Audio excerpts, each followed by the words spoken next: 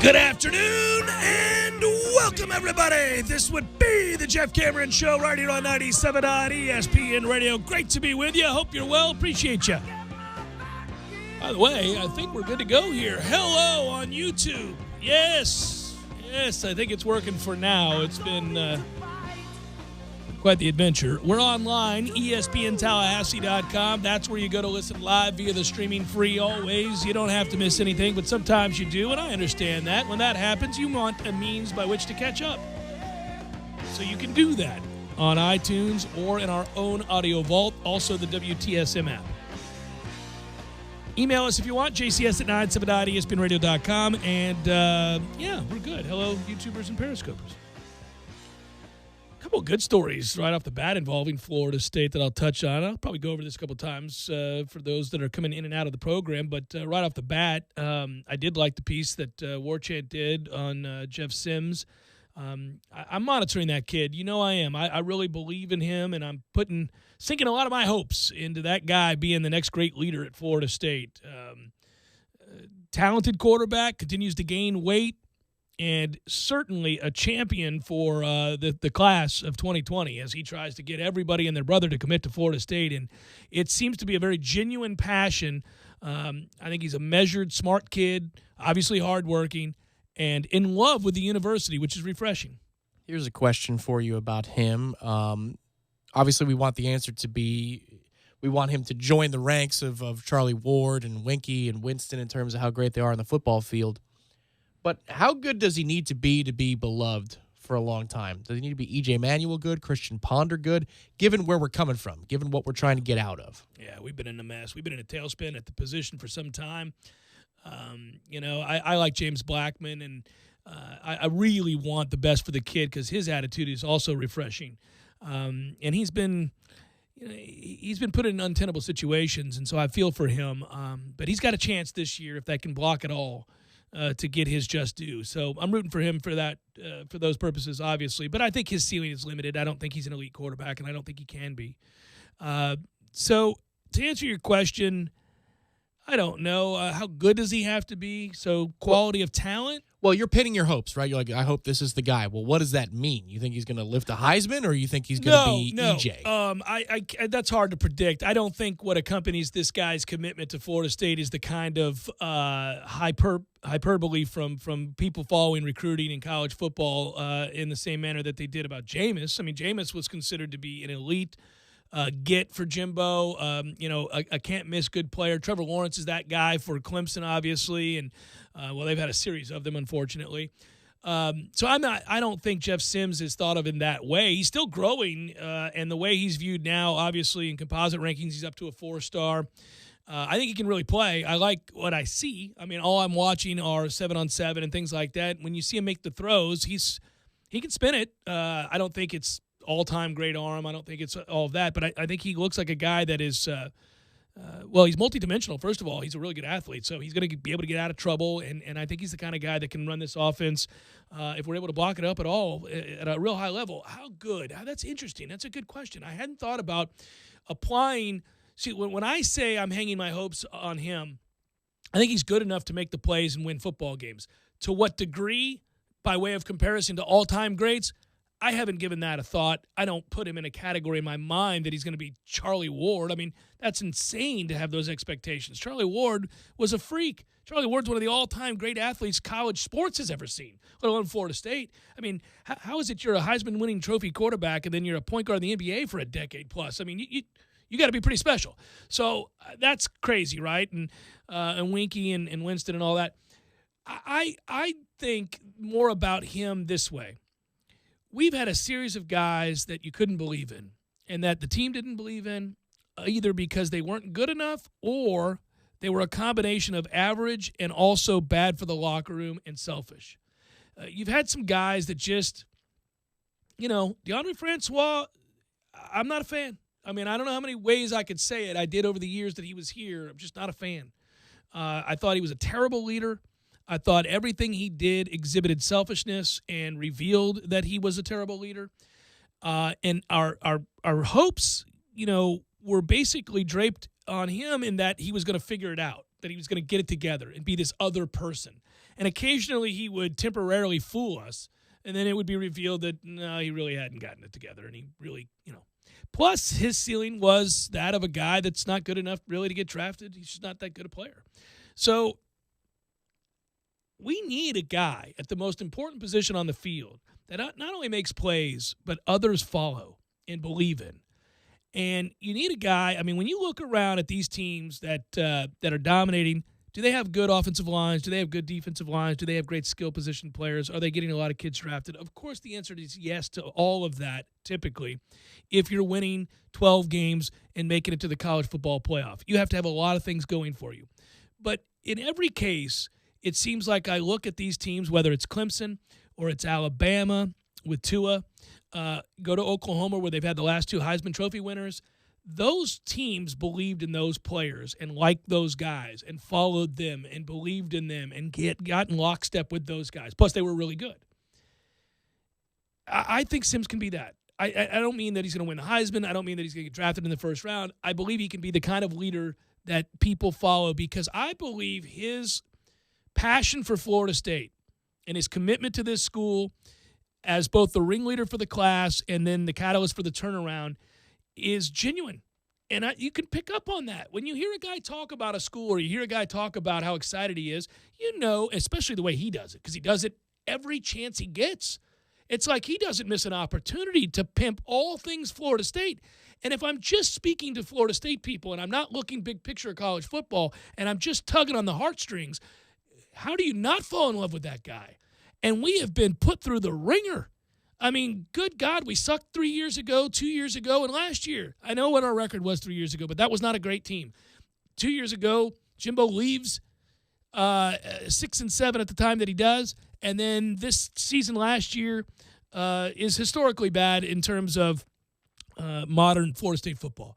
So, I think a lot of this fan base is just, torn and battered and just beleaguered. They're just waiting for somebody that will make us proud. We're all kind of turtled. Right. What's next? And I hate that because it just reeks of weakness and it's the worst. And when I see it in our rivals, I love it, right? I always sit back and look at them. They're shell-shocked. They got nothing. They don't even try to put up a fight. They just sit there in silence. And that's us right now. When Florida went 4 and whatever they went, 4-8, you almost felt bad for Florida fans. Like you'd see them. I said almost. You'd see them and you'd be like, I don't even want to start with that. What are they going to do? They got nothing. They know they suck. They know they're useless. And so you would just kind of look at them and be like, tough times. They could be Miami level bad, in terms of not competing for things. Like Miami since joining the ACC, having never competed really for They the could ACC. do that for 40 years, and because of my undergrad experience, I would never, ever get tired of it. Yeah, I'm not saying that I was tired or anything like that. I wasn't saying that I wished them well. I'm just saying it's not a lot of fun when it's that one-sided because you can't engage in the debate. There was nothing to be had. There was just – they were rudderless. They weren't worth talking about. That's right. That's absolutely right. There was nothing to be said. Nothing. You just look at them and go like, You'd rather have a debate with a Wake fan. There was really nothing to discuss. And I'd voice that.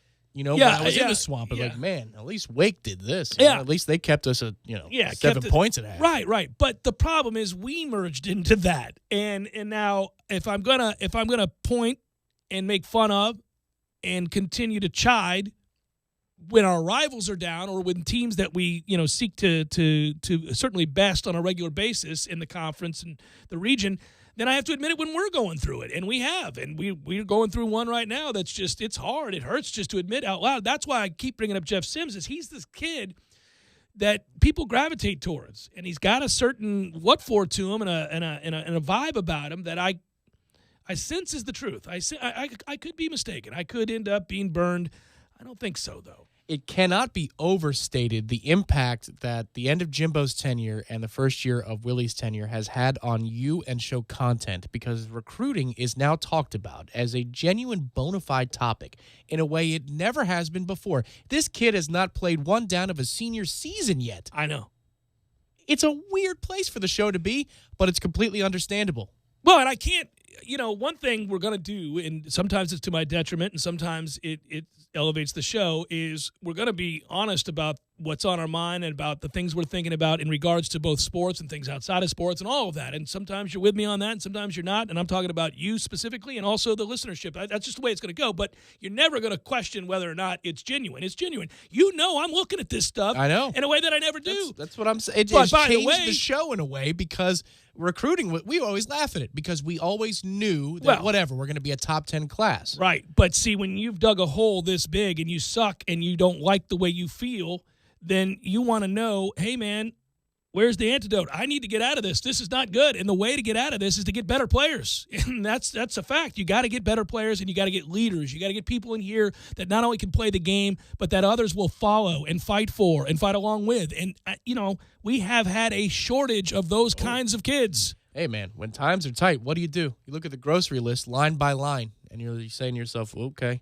And the budget, line by line. You go micromanage when times get tough, and that's where we are. So getting down in the trenches, Tom. You are line iteming the old recruiting process here. Well, also, it's not like I love that.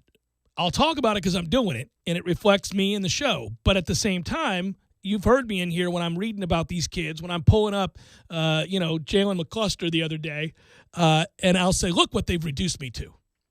Look at this. Here I am on a Tuesday at 10 a.m. reading about this kid I've never seen play, and I'm trying to figure out, is he going to work out for us? I'm gauging. Look what you've reduced me to. Yes, and I feel like Marlon Brando. 'Cause I say, look how they massacred my boy.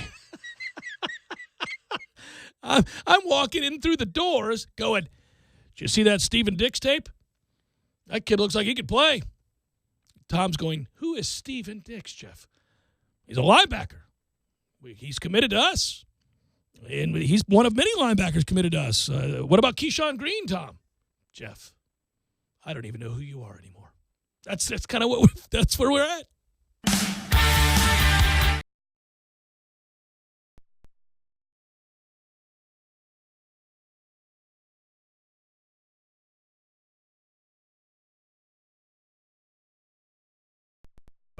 Sorry, boys, I did not have time to pack. We got this. It's right here, guys. We got this. I thought I could handle it. We got this. Moving doesn't have to be a hassle. Call us first at 2 Men and a Truck. No matter the move, home or business, we'll make it a smooth one. I forgot something. We got this.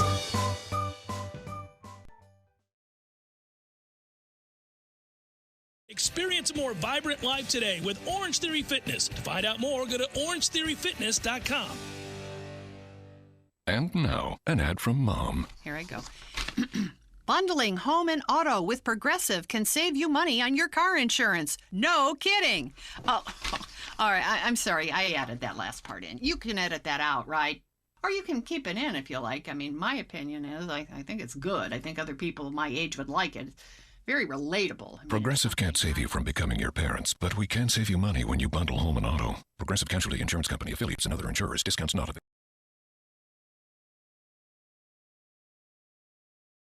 Get help right now. Insurance may cover everything. Stop the drug and alcohol nightmare. Are drug and alcohol problems hitting you too close to home? Get help right now. Insurance may cover everything. Call the Detox and Treatment Helpline now. 800-430-7695. 800-430-7695.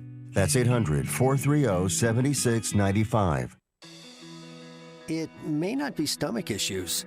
For me, it's intense gas, or pain, or diarrhea, sometimes all at once, over and over. I spent years with the symptoms, but could never figure it out. No matter what I did, they never went away. So I decided to break it down for my doctor and get really specific about my symptoms. We discovered that exocrine pancreatic insufficiency, or EPI, may be the reason for my stomach issues. EPI is caused by my pancreas. It leads to diarrhea, gas, bloating, stomach pain, unexplained weight loss, and oily stools. The symptoms just don't go away.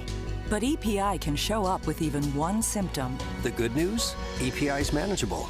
But to get to the right diagnosis, you have to break it down for your doctor and get specific about the severity of your symptoms. Visit identifyepi.com to learn more and use the symptom checker to help change the conversation with your doctor. Brought to you by AbbVie. Seminole Headlines. Zach writes, what's your favorite guilty pleasure song? Oh, I know what mine is. I thought about it because for years I've been kind of ashamed of this. I like the song I Need to Know by Mark Anthony. The I don't dude know that was that married to J-Lo. I know who he is. Yeah, I don't know the song. It was a huge hit. I need to know that one. Is that how it goes? Ira? Tell me, pretty baby, I need to know. You know that. I really don't. I'm not playing. You never know a damn thing. The time where I feel like probably most vulnerable or dumb is like I'll be driving and like listening to like some music in the car and like, you know, it's a good song and kind of jamming to it. And then another song comes on, you can just sing along. Like, you just start singing along without really even thinking about it. And you're like, what am I doing? And then you get to a red light and you look over and realize your window's down and you're. Oh, I did that with in college. You remember "Toy Soldiers" by Martika? I Step do. by step, Yes. left, It's a terrible right, song. left. Yeah, sure. We all. So I had my car window down, not even And you were realizing. cranking it. Man, I was singing as loud as I could, Feeling it. And I look over, and it's a car full of college girls watching me belt by myself. Probably Crystal in my lap. Crystal, Crystal, the I was gonna fast say, food place, what kind not of Crystal? Or the girl, a stripper? Yeah, no, crystal meth. Yeah. What are we doing Crystal, here? yeah, none of those were in my lap. Yeah, none of because I those. was in college. It was just the that's when bag they of, might have been. No, not with me. No, okay. Yeah, and I look over, and they're just all dying laughing because I'm singing "Toy Soldier" by Martika. I would say now, I think "Safety Dance." I love that song. I like that song. Man, that song just every it's time. not really a guilty pleasure. Sure, It's it is. just, It's just a the goofy. 80s, It's a kinda goofy '80s It's song. all right. It's all right. And Ira's whole palette's not the right word, but It's he's whole a collection. He's a Nickelback Right, fan, so that's all he guilty. can't even say anything. Anything he says is he legitimately likes, even though it's crap. It's an overstatement. Yeah, to say you can't have a guilty pleasure. No, he just likes nothing but garbage. So there you go. Jeff, I'm a big fan of Bon Jovi. There's any number of songs. People like Bon Jovi. Yeah. I like Britney Spears, too, Corey. Yeah, they do. Tuesday night from 5 to 7 p.m. on 97.9 ESPN Radio.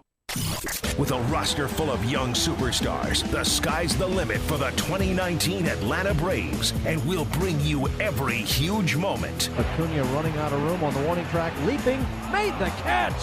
What a play by Acuna. Atlanta Braves baseball on 97.9 ESPN Radio is brought to you by Fonville, Lewis, Messer and McConaughey, Bagel Market Bistro, and by Early Trucking Company in Arlington, Georgia. You're locked in with the Jeff Cameron Show on 97.9 ESPN Radio.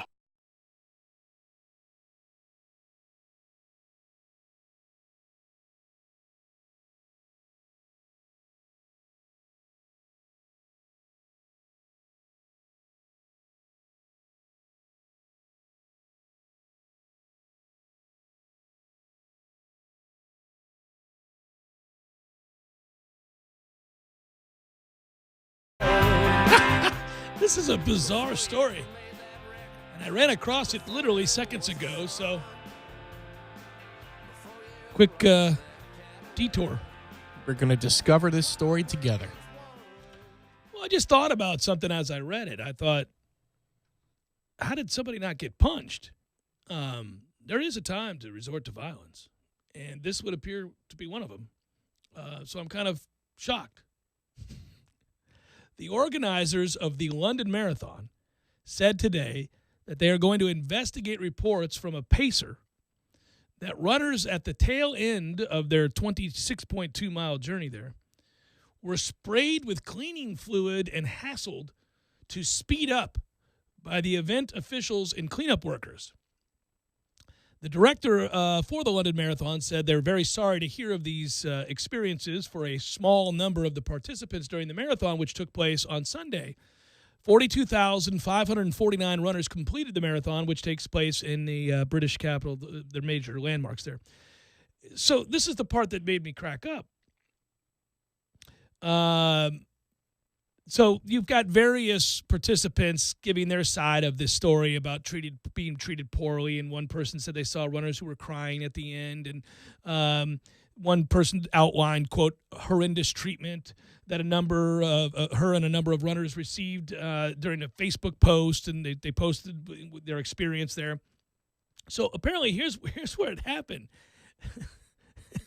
The insults began because the race was ending and there were cleanup workers who had to, cleanup operations had begun.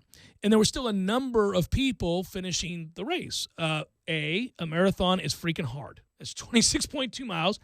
And admittedly, there are people who really struggle. Somebody's going to finish last. That's the way it works.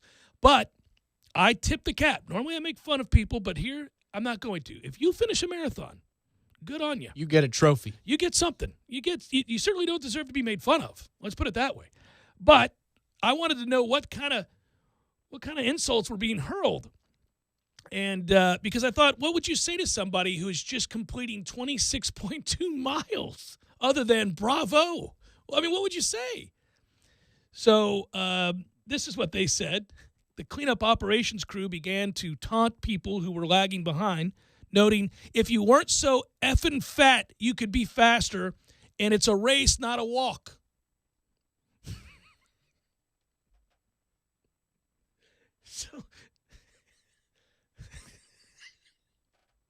So when I read that, I, A, chuckled like I am now, and B, thought, if I finished 26.2 miles of a marathon and a cleanup crew was hurling insults about my weight or the rate in which I was running or walking or whatever I was doing to cross the finish line, there would be punches thrown. Run, big, run for your life, get some help! There would be a beatdown of epic proportions because I'd have no time for any of it. I'm assuming most of these people train hard and are doing their best. A marathon is no joke. I would be beating somebody with the trash can. There's just no... You wouldn't put up with that. Clean this up. You wouldn't. Why don't you clean this up? There you go. You wouldn't be getting an ass kicking if you weren't so mouthy. Look, we could all do this insult stuff, huh? Here you go. Ayres has a total of 5 marathoners under her belt, she says. She told the BBC about this. She's run the London Marathon previously, which she said has usually been upbeat, a great atmosphere. This is the exception. Some began to spray the runners with cleaning chemicals, urging them to get a move on. What are we doing here? My God. I'm getting sprayed with Windex? No. Beat down Central. There should be video of cleanup workers taking ass kickings all throughout London at this point. Hurry up, Bernhard. Miles 13 through 18 were just horrendous. So they're going back halfway through the marathon to ridicule people. This isn't even the finish line, where presumably maybe the heftier bunch would be lagging behind. The heftier bunch who are completing a freaking marathon. Unbelievable. At mile 22, the roads were opened and her group ran into traffic, Ayres said, as the competitors reached the landmark Tower Bridge, which I've been to. Ayres said they were blocked for a few minutes by sewage trucks. Had to run in place. Look here, man. I'm running a marathon. You got me running in place? No. Well, that wouldn't happen. Now, I do have to be reasonable and ask. I'm not going to be the cleaning crew in terms of being insensitive, but I mean, how much time did they have to get to this mile marker before the roads are open? I'm sure there is something on the sign-up website or I think you got to finish it in reasonable time. I mean, I don't think you could take 10 hours to finish the marathon. It's not a fortnight. It's the next day. Yeah, I mean, you don't start a marathon in the morning and then say we'll see you tomorrow. I mean, you got to get through this. There is a challenge involved and here. Usually there's you have to prove it, right? That you're game, that you have some sort of... you got to qualify, first of all. You qualify. For the Boston Marathon, which just happened, you have to qualify for that. Not Tom, Dick, and Harry can just roll out there and run the Boston Marathon. Exactly. They don't want a bunch of slappies out here taking 18 hours to finish a marathon. So that's where I'm wondering, is it did some slappies sneak in with false information, or are they just trying to clean things up too quickly? Like they're a wait staff that are just trying to turn the tables over and not making you feel welcome anymore after you just spent a lot of money there? Like, what's going on here? Well, I'm trying to get a better feel for this. I do have a suspicion that it's not as cut and dry as it is made to be here. But I've never run a marathon. I don't know. I've never really even had a desire to run a marathon, although that's changing a little bit with my Orangetheory thing, and I'm starting to get better at running and even liking it, I dare say. But 26, I mean, that's a damn long time. It's a lot of miles, It's a man. long time to be running and to be made fun of and have cleaning products sprayed in your face. What are we doing here? I mean, now, I don't know, like, what is considered to be unreasonably slow to run a marathon. Like, if you're running, like, I would think even speed walking, you get done with a reasonable amount of time. Like, I don't know what a good speed walking incoming pace. tweet from you-know-who in 3, 2. Okay, yeah. Well, you'll get the answers. You'll get legitimate answers to these I questions. want to know what the answer is. I don't know what would be considered unreasonably slow. Right. So here's what I'd say, and trying to be sympathetic here. If you are a fat ass and you've gone about the process of trying to remedy that, so you're efforting to not be a fat ass, and you're eating properly, and you're working out, and you're getting a hold of yourself, and you're being a responsible adult, and you get to a place where you are cardiovascularly strong enough to finish a marathon, but certainly not going to be fleet of foot because you still have, say, 85 pounds to lose. What is your time in a marathon when you are one of the slower participants? What's reasonable? Because I want those people to be able to finish a marathon. That's a goal of theirs. They've worked hard. They're in shape enough to do it. It won't be fast, but I don't know what that time is. However, if there's a minimum that they have maybe signed up on the page when they pay their however much money to join the marathon and qualify and run the marathon, and it says that you have to be so fast and you've got proof that you are that fast and then you're not, then it's not on the marathon itself. It's not on the marathon, you for being right? A liar. But there would be no good reason for cleanup crews to spray you with chemicals. Oh, no. What I am focusing on here, sir, are the sewage trucks blocking your path. Yes, okay, I see. You know, at some point. At some point the day goes like on. Traffic resumes, The city is dude. the city, yeah. You know, I mean, yeah. Our rent-a-cops, their time is up. So I love this. The team will talk to people involved to find out exactly what happened and to whom. That's the director, this Ayers woman who directs the London Marathon. There is a part in the article, as we don the detective caps for a moment here, Tom, that does lead me to wonder exactly how slow they were. Well, and it is more towards the bottom. When you first were introducing this and the statement that the marathon had made, which is, we are so sorry this happened to a small group of people, I thought, ooh, how condescending right out the gate. But perhaps it was the slowest group of people. Now, once again, that doesn't excuse the cleaning crew openly taunting and spraying you with bottles of chemical. If you weren't such a fat ass, you'd be done by now is really, I mean, bold. Yes. I mean, that is something. They are running a marathon. I think you'd be drinking the chemicals. I think I'd be force-feeding you. The demarcation is about 4.5 hours. Most slower participants typically finish between that and 7 hours. Most stop, though, at about 6 hours. Okay, so this is an important clarification. Here's why. There's a quote in this article that was lifted from a Facebook post after these accusations came out from the organizers of the marathon. Oh. And I have to admit, it's impressive, the shade they throw while pretending to apologize. I like this. This is, I mean, I really like this. This is something you and I would do. It's very British is what you're saying. Oh, this is so good. My heart absolutely breaks for every runner posting a time over 7 hours who had to deal with the cleanup crew.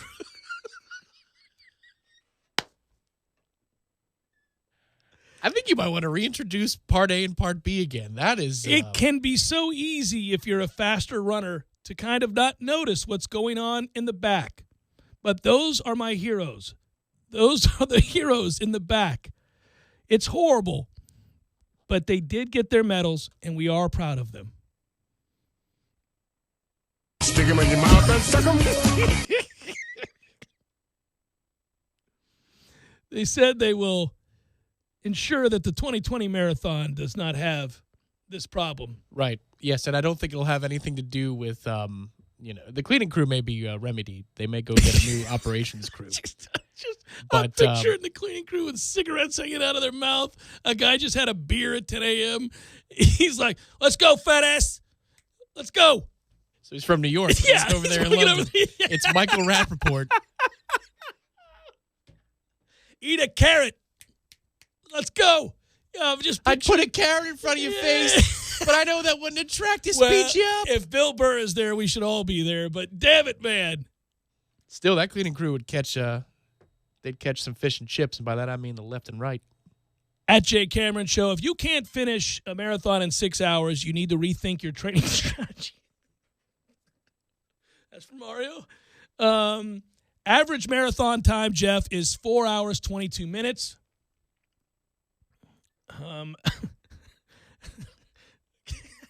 Are getting sprayed with Windex trying to finish a marathon. But this quote, stick him in your mouth and suck him. I got to tell you, that quote is my favorite. My heart breaks for every runner over 7 hours who had absolutely none of the world-renowned experience.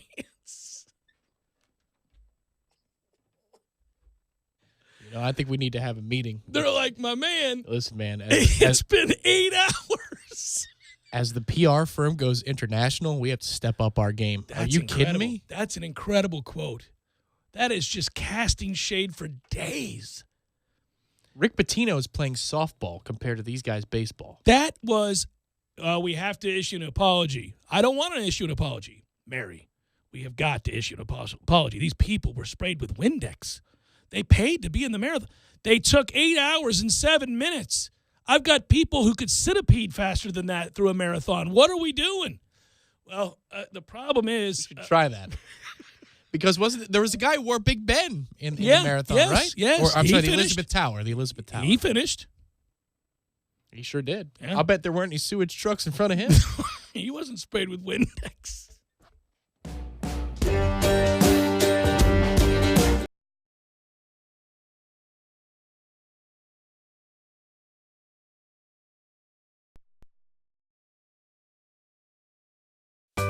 Sorry, boys, I did not have time to pack. We got this. It's right here, guys. We got this. I thought I could handle it. We got this. Moving doesn't have to be a hassle. Call us first at 2 Men and a Truck. No matter the move, home or business, we'll make it a smooth one. I forgot something. We got this. No more. That's right. More watching, less washing. Save hours of valuable time when you sign up not doing laundry with Easy Laundry Service from Wash Around the Clock. Whether it's dry cleaning or just plain laundry, Wash Around the Clock's Easy Laundry Service will pick up and deliver at your home or office. So sign up for free today at easylaundry.net, or you can give them a call, 850-597-9007. Again, sign up today at easylaundry.net. Oh, and by the way, I got you. Use promo code JCS20 and save 20%. That's promo code JCS20. You're saving 20% on your first order. That's easylaundry.net from Wash Around the Clock. Who's ready for the best wings in Tally and locally brewed beers? Hobbit American Grill is the place to be. They've been voted Tally's best wings again in 2018. Hobbit offers Bingo Mondays, happy hour all-day Fridays with craft beers on tap from all the local breweries. And the Hobbit is your home for all the UFC fights with plenty of high-def TVs for everyone. Be on the lookout for the food truck coming soon with the best lip-smacking wings in town. Hobbit American Grill, celebrating 40 years of serving great food to great friends for good times. For info on their hours and 3 locations, visit them online at myhobbitonline.com. Yuengling Golden Pilsner, a highly sessionable beer, golden in both name and color. Yuengling Golden Pilsner is the perfect balance of hop and malt character for crisp and smooth thirst-quenching refreshment. Cheer for your garnet and gold with Yuengling Golden Pilsner. Yuengling, brewing good times for 190 years. Must be 21 or older. Please drink responsibly. A message from local beverage distributor Triangle Sales. It may not be stomach issues. For me, it's intense gas, or pain, or diarrhea, sometimes all at once, over and over. I spent years with the symptoms, but could never figure it out. No matter what I did, they never went away. So I decided to break it down for my doctor and get really specific about my symptoms. We discovered that exocrine pancreatic insufficiency, or EPI, may be the reason for my stomach issues. EPI is caused by my pancreas. It leads to diarrhea, gas, bloating, stomach pain, unexplained weight loss, and oily stools. The symptoms just don't go away. But EPI can show up with even one symptom. The good news? EPI is manageable. But to get to the right diagnosis, you have to break it down for your doctor and get specific about the severity of your symptoms. Visit identifyepi.com to learn more and use the symptom checker to help change the conversation with your doctor. Brought to you by AbbVie. Games for Less, the only locally owned and operated gaming store in town, has Tallahassee's largest selection of new and used video games and game systems. The future of video gaming is at Games for Less, where they have both the PS4 and Xbox One. It's time to trade in your old systems and elevate your gaming experience now. Games for Less is also your headquarters for the best in retro gaming. Atari 2600, original Nintendo, Super NES, or Sega Genesis, you name it. They got it at Games for Less. Games for Less, the Super Walmart Shopping Center on Appalachia Parkway. Give them a call today at 850-219-3535. That's Games for Less. ESPN Radio Sports Center. I'm Doug Brown. After suffering a mild heart attack in Milwaukee on Tuesday night, Celtics president of basketball operations Danny Ainge is expected to make a full recovery. He received immediate medical attention and will be back in Boston soon. The Celtics play Game 3 against the Bucks tomorrow night. Tonight, there's only one NBA playoff game on the menu, the Raptors and 76ers in Philadelphia, with the series tied at 1. The game is on ESPN and the ESPN app at 8 Eastern. 1 week ago, the Giants surprised many by taking Duke quarterback Daniel Jones with the 6th overall pick in the draft. ESPN's Jordan Renan. Well, they told Eli Manning, they said, look, Eli, this is your job. Your job is to win games and keep the young guy from playing, right? So that's going to be Eli's job here. He's going to have to win games in order to stay on the field and avoid what eventually is the Eli Manning model, right? Because you think back to 2004, the second the Giants started to go downhill that season, they actually were still in playoff contention, but the second they saw their season start to slip away, that's when they moved from Kurt Warner at the time to Eli Manning. And that's the position he's in here. Manning is 38 and will be starting his 16th NFL season, all with the Giants. In a 4-page letter sent to the NFL today, the attorney for Chiefs running back Tyreek Hill denied child abuse allegations against his client and accused his fiancée, Crystal Espinal, of abusing the couple's 3-year-old son. Last week, Hill was indefinitely banned from all team activities by the Chiefs, who are now conducting their own investigation. Kelly McCrimmon is promoted to general manager of the Vegas Golden Knights. He had been the assistant GM. George McPhee will stay on as the president of hockey operations.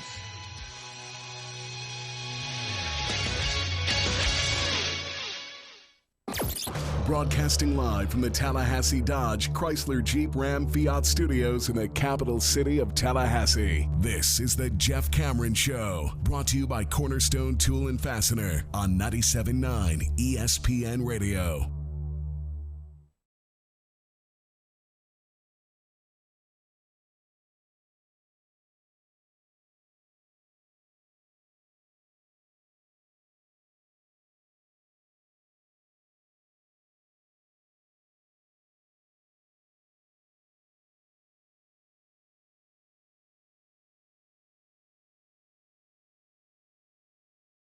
Night. Aren't they on a big break in the pseudo NBA Finals? I think we got Toronto and Philadelphia, right? That's a big game, yeah. And then, I don't watch it. You're not going to watch it? No, I wasn't being sarcastic. Oh, I thought you. No, it's legit. That's a big game. Swing game. But I think Houston and Golden State are off till Saturday, right? What the hell kind of break is that? Entirely unnecessary. By the way, Danny Ainge, as an aside here, I should mention this, suffered a heart attack in Milwaukee on Tuesday night. Damn it, man. I don't know if I'm going to go ahead and remain gainfully employed if I have a heart attack. I'm going to have to reconsider my choices at this point, unless it's, Unless it's not about the job. Yeah, sometimes genetics, but according to a release from the team, he suffered on Tuesday night, but he did get immediate medical attention, is expected to make a full recovery. Can you make a full recovery from a heart attack? I was always under the impression that if you have a heart attack, a piece of the heart dies. It could be. I mean, you can live. You can go on. I know people who've had heart attacks and are alive. I know somebody who's probably listening to the show right now who had a massive heart attack and basically died. And they brought him back. And that was several years ago, and he's alive, but he's had to radically alter everything about his life. So I know it can be done, but I don't know, technically speaking, if you have a heart attack that you fully recover. Well, the technical definition of a heart attack could be, there could be more severe heart attacks than others. I don't know. I do know this for a fact. So yesterday I got a little bit of a procedure done, a little outpatient surgery on my arm. You're in pain. Yes. You're playing hurt today. Very much. Proud of you. Thank you. But what they told me about the scar, because I've had this done before for a different reason. But what they told me about scar tissue on your skin is that the maximum strength it'll ever return to compared to before What it was, yeah. is 80%. There you go. So, I mean, and that's, just skin. So I can't imagine, No, I if don't your think heart it- suffers yeah. trauma like a freaking heart attack, that you're going to return to 100% okay. Well, Game 3 is an important one. We'll see how he's. We'll see how he's doing. Danny's a tough dude, though. Over the years, I've actually kind of always liked him in a weird way. You think about what he did. I mean, he played with the Blue Jays, Major League Baseball player. I mean, he was a two-sports star at BYU, and was a big piece of that Celtics team that won championships, and was always in a fight. And Blue Jays. Yeah, did you know that? No, I Yeah. had no idea. Yeah. Played parts of 3 seasons with him before going on to have a 14-year career in the NBA. Wow. All I knew was Celtics. I think, 80s Celtics. Well, you don't think about him in Phoenix? You don't remember him throwing the ball off the face of that guy? No. Oh, my God. So we'll post this during the break. It's the best because he was such a jerk. He pretends to inbounds the ball like he's going to have to throw a full-length pass and throws it off the face of the guy that's guarding the inbounds. And it's a rocket off the face There's from Google. Danny Ainge inbound pass. Oh, my God. I put Danny Ainge and said heart attack, and I space I, and it goes inbound pass. It's the best. You got to watch it right now, and we'll post it because it's still one of my favorites. Oh, my God. It's the best. Oh. How great is that? Look at this, dude. This is crazy. That is an overhand smash. You won't see spikes that aggressive this weekend in the beach volleyball championships out of Gulf Shores. It is my favorite, and he was that kind of red ass. Look at that. I love how he tries to. My God. You see how he tries to play it off? He was a baseball player, though. His form is impeccable. Oh, it's nice. It's well done. It's a baseball throw with a basketball. I recently saw a stat about him. You want to talk about an elite athlete. I don't think everybody realizes this. He was an all-star, first of all. He wasn't just a good player. He was an all-star in the NBA. In addition to that, I told you about the Blue Jays. He was I think a career 270 hitter or whatever. But I think the stat had to do with him hitting a home run in one of his first at-bats. And then also, he's one of only 2 or 3 players to ever hit a home run in the major leagues and also be an all-star in another sport or something like that. Like, he's one of these rare stat line things that we'd use in Trivial Pursuit. But, I mean, so Danny Ainge, so it might be Dion and Danny Ainge. Yeah, that's hit a home run and then was also an all-star in another sport. That's crazy. Like Bo Jackson. Yeah. Dion, you'd be like, who's the third one? I have no idea. Yeah, it's a handful of people like that Jackie have Robinson because he was a badass in all sports. Every sport, yeah. No, those are the stats that is crazy. Like where a guy ends up. I mean, there have been plenty of players, elite athletes that were drafted in multiple sports. First of all, so if I'm Dave Winfield, that kind of stuff's all over my house. I'm that ass. I mean, when you walk in, you see me the night I was drafted in the NBA, the NFL, Major League Baseball, and everything else, right? That's crazy. That just doesn't happen. I mean, it's nuts to be so good, to be that well thought of across the board in sports that you could play professionally and 3 or 4 of them.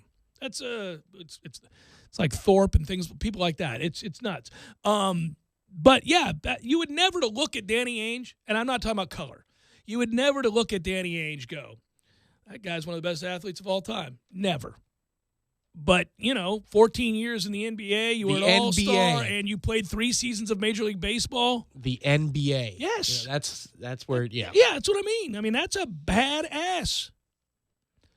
The Kentucky Derby is coming up, and I may have just screwed up the camera, did I? Nope, you're all good. Oh, it's a miracle because that whole thing just moved. The Kentucky Derby's coming up. Find out what you need to know about the horses that you can win money. Look, I'm just going to be straightforward. We do this to win money. When TVG contacted me and said, would you like to be part of this? We're going to teach you about an app and a television station that we have called TVG. You can watch it on tvg.com or use the app for your phone. It's all about horse racing, Jeff, and betting on horse racing. Do you want to bet on horse racing? Yes, I do. I like to gamble. Don't know anything about horse racing. We'll teach you about horse racing if you promise to talk about our app and how you use it to gamble. Okay, I will, and I'll be telling the truth. And so I am. I'm telling you now about the TVG app in which I gamble money.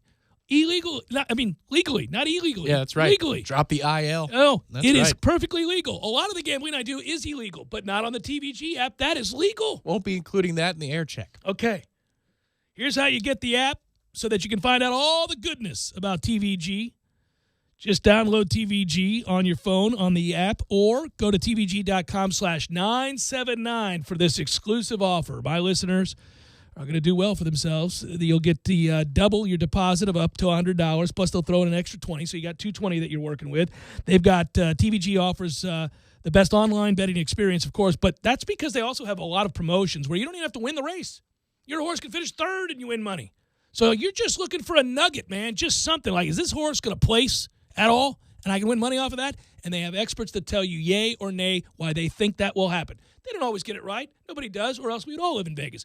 But they get more right than you will by just haphazardly picking things. So I go there, figure it out.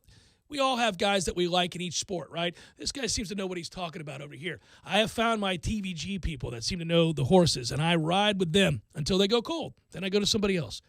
You can do the same. Get the app or go to the website, tvg.com/979, and sign up today to get all the bonus that I talked about, namely money. Age and residency restrictions, of course, apply. You can avoid where prohibited by law. You don't have to worry about that here.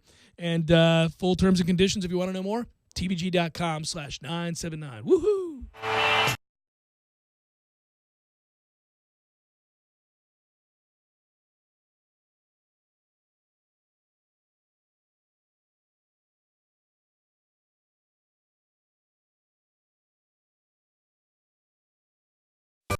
Sorry, boys, I did not have time to pack. We got this. It's right here, guys. We got this.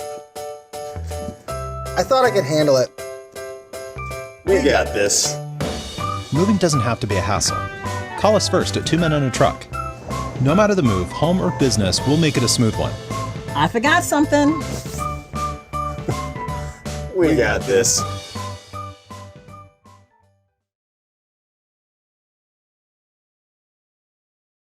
No matter what you're looking for, they've got you covered every Thursday down in College Town. Centrale offers 50% off select pizzas all day, every Thursday. Or you can stop by Township for Taco Thursday. $2 house tacos, $2. Madison Social offers the Social Agreement. You and a buddy can split one order of wings, 2 Madso burgers, 2 bourbons, 2 proof Madison Socials, all for just $40. See what they did there? And don't worry about parking. Plenty of spaces available in the parking deck or surrounding lots. Check out all the Thursday College Town deals right now on Thursdays in collegetown.com. T-Spark Enterprises, roofing and construction services. T-Spark, TSparkConstruction.com. Are you starting a new business or expanding your business? Looking for the right general contractor to assist you with a tenant space build-out? Look no further. From restaurant to retail, we have the experience to work with you. At T-Spark Enterprises, we are ready to be a part of your vision and build a space that exceeds your expectations. Whether you're looking for design build or build from your own design, give us a call today for a free consultation. As the owner of T-Spark Enterprises, I guarantee when it comes to your business space, we only provide picture-perfect results. Call 850-766-1340. T-Spark Enterprises, roofing and construction services. T-Spark, TSparkConstruction.com. License number CGC 1525336. The Jeff Cameron Show podcast, available on demand at ESPNTallahassee.com and on iTunes today. The Jeff Cameron Show podcast is brought to you by Garnet and Gold of Tallahassee. When you buy FSU apparel, support local business. GarnetandGold.com. We all want more energy, more strength, more results. Well, welcome to Orangetheory Fitness as you take a step towards feeling more alive today. Backed by science, Orangetheory's heart rate monitored workout is scientifically designed to keep heart rates in a target zone, spiking metabolism and increasing energy. Orangetheory Fitness is a one-of-a-kind group personal training workout resulting in more energy, visible toning, and extra calorie burn for up to 36 hours. Experience a more vibrant life today with Orangetheory Fitness. To find out more, go to orangetheoryfitness.com. In 2019, our Atlanta Braves are looking to defend their National League East title, and we'll bring you every play from this epic season. High fly to right field. That one's got a chance. That one is gone. It's a chop shot. Atlanta Braves baseball on 97.9 ESPN Radio is brought to you by Fonville, Lewis, Messer and McConaughey, Bagel Market Bistro, and by Early Trucking Company in Arlington, Georgia. This is the Jeff Cameron Show. Jeff Cameron Show on 97.9 ESPN Radio.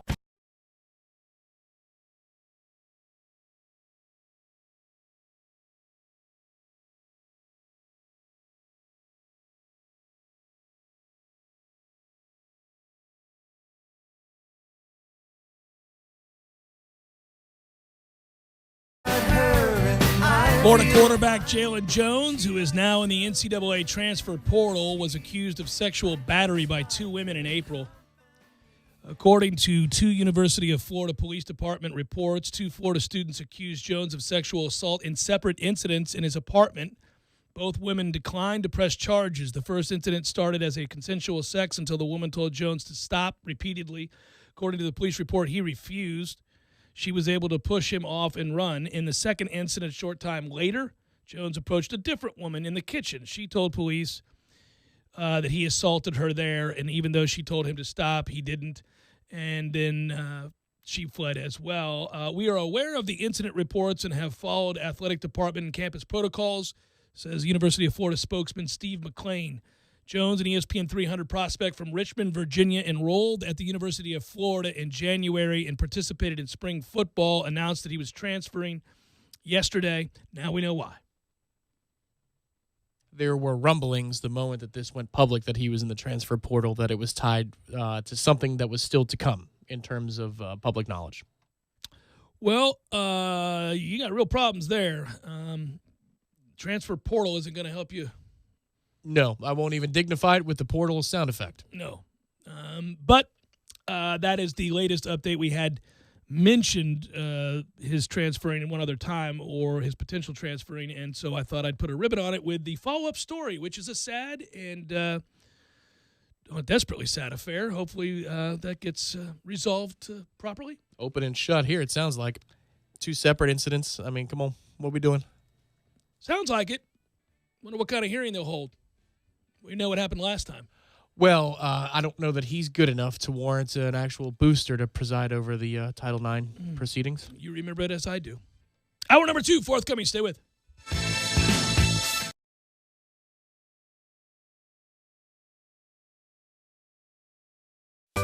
Sorry, boys, I did not have time to pack. We got this. It's right here, guys. We got this.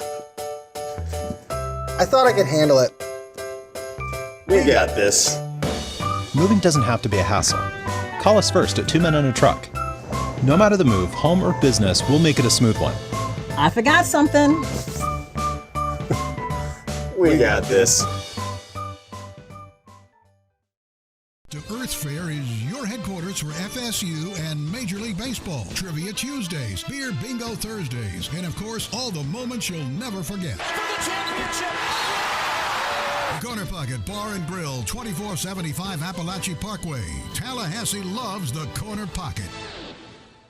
Every day, vegetables are ripped from the earth, sliced, diced, even something called julienne. But for just $5 a day, you can help. Get 2 Hardee's Original Roast Beef Sandwiches for just $5. Slow-cooked beef, hand-dipped in rich au jus, each prepared without harming a single vegetable. So come to Hardee's, get 2 Original Roast Beef Sandwiches, and save the veggies. Hardee's, because it tastes better. Available for a limited time after regular breakfast hours at participating restaurants. Tax not included. Price and participation may vary. The 7th Hill Tap Room on Appalachie Parkway is Tallahassee's premier location to try out the best craft brews from the state of Florida. With 14 self-service taps activated by cutting-edge technology, you can try as little or as much as you like from their full menu. The 7th Hill is a proud home of international soccer, opening early for every Arsenal game. They're also open by request for your favorite club, too. Just see Sharon behind the bar. Whether it's a happy hour deal, Sunday brunch with $3 mimosas and a food truck, or time to catch up with friends over a board game, darts, or shuffleboard, Tallahassee's premier spot to enjoy local and Florida craft brews is the 7th Hill Tap Room, 2475 Appalachie Parkway, right underneath the Corner Pocket Bar and Grill. Want your office to shine like never before? The New Century Cleaning Services is your next call. New Century Cleaning Services is celebrating 20 years in Tallahassee, partnering with businesses big and small, from universities and banks to doctors' offices and radio stations. New Century Cleaning Service is licensed, insured, and all employees are bonded. They clean 1 million square feet of commercial space per day and feature carpet treatments, floor waxing, and general office cleanup. Plus, they can supply you with paper products, soaps, and sanitizers too. To help your office step into the 21st century, call New Century Cleaning today at 894-6226 or visit newcenturycleaning.com. That's newcenturycleaning.com. This is the Dan Le Batard Show on ESPN Radio. Paul George played perfect defense. All right. Paul George was already jumping before Lillard was jumping on the jump shot. Perfect defense blocks the shot. No, I'm saying there is no way to block it, is what I'm saying. There is no human being alive that's ever played the game that could have blocked that shot. There is if that person's playing perfect defense. That's perfect defense. I'm just saying he played good defense, very good defense. Go back and look at it in slow motion. Paul George is moving toward the basketball long before Damian Lillard is leaving the ground for the jump shot. He gave Damian Lillard an inch, Dan, and I'm telling you, you don't give an assassin an inch because you know what that assassin will do? He'll take a mile. Perfect defense is blocking the shot, and it was very, very good defense. The offense was just a little bit better. The offense was actually perfect, and you got to match perfection with perfection. Very good defense, perfect offense wins. The Dan Le Batard Show, weekdays at 10 a.m. on 97.9 ESPN Radio.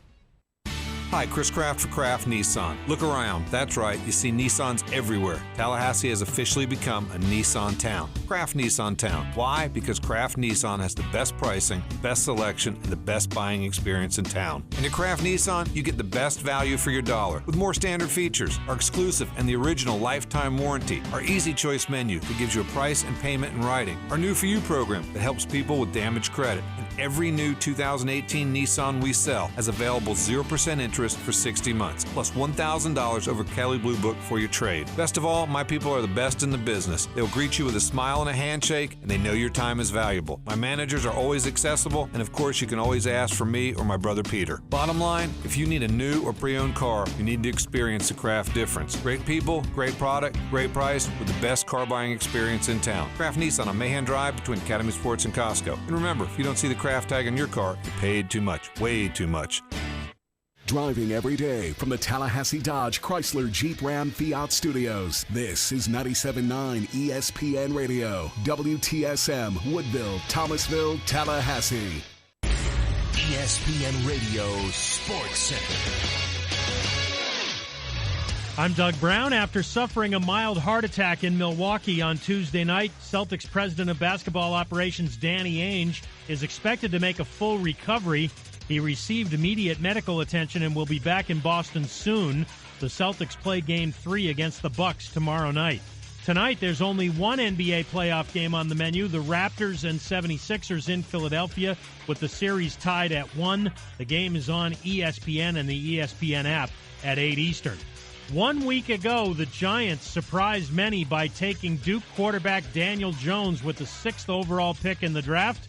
ESPN's Jordan Renan. They told Eli Manning, they said, look, Eli, this is your job. Your job is to win games and keep the young guy from playing, right? So that's going to be Eli's job here.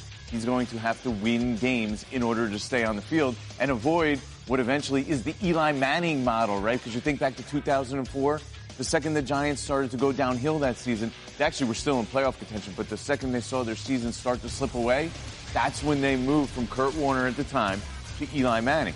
And that's the position he's in here. Manning is 38 and will be starting his 16th NFL season, all with the Giants. In a 4-page letter sent to the NFL today, the attorney for Chiefs running back Tyreek Hill denied child abuse allegations against his client and accused his fiancée, Crystal Espinal, of abusing the couple's 3-year-old son.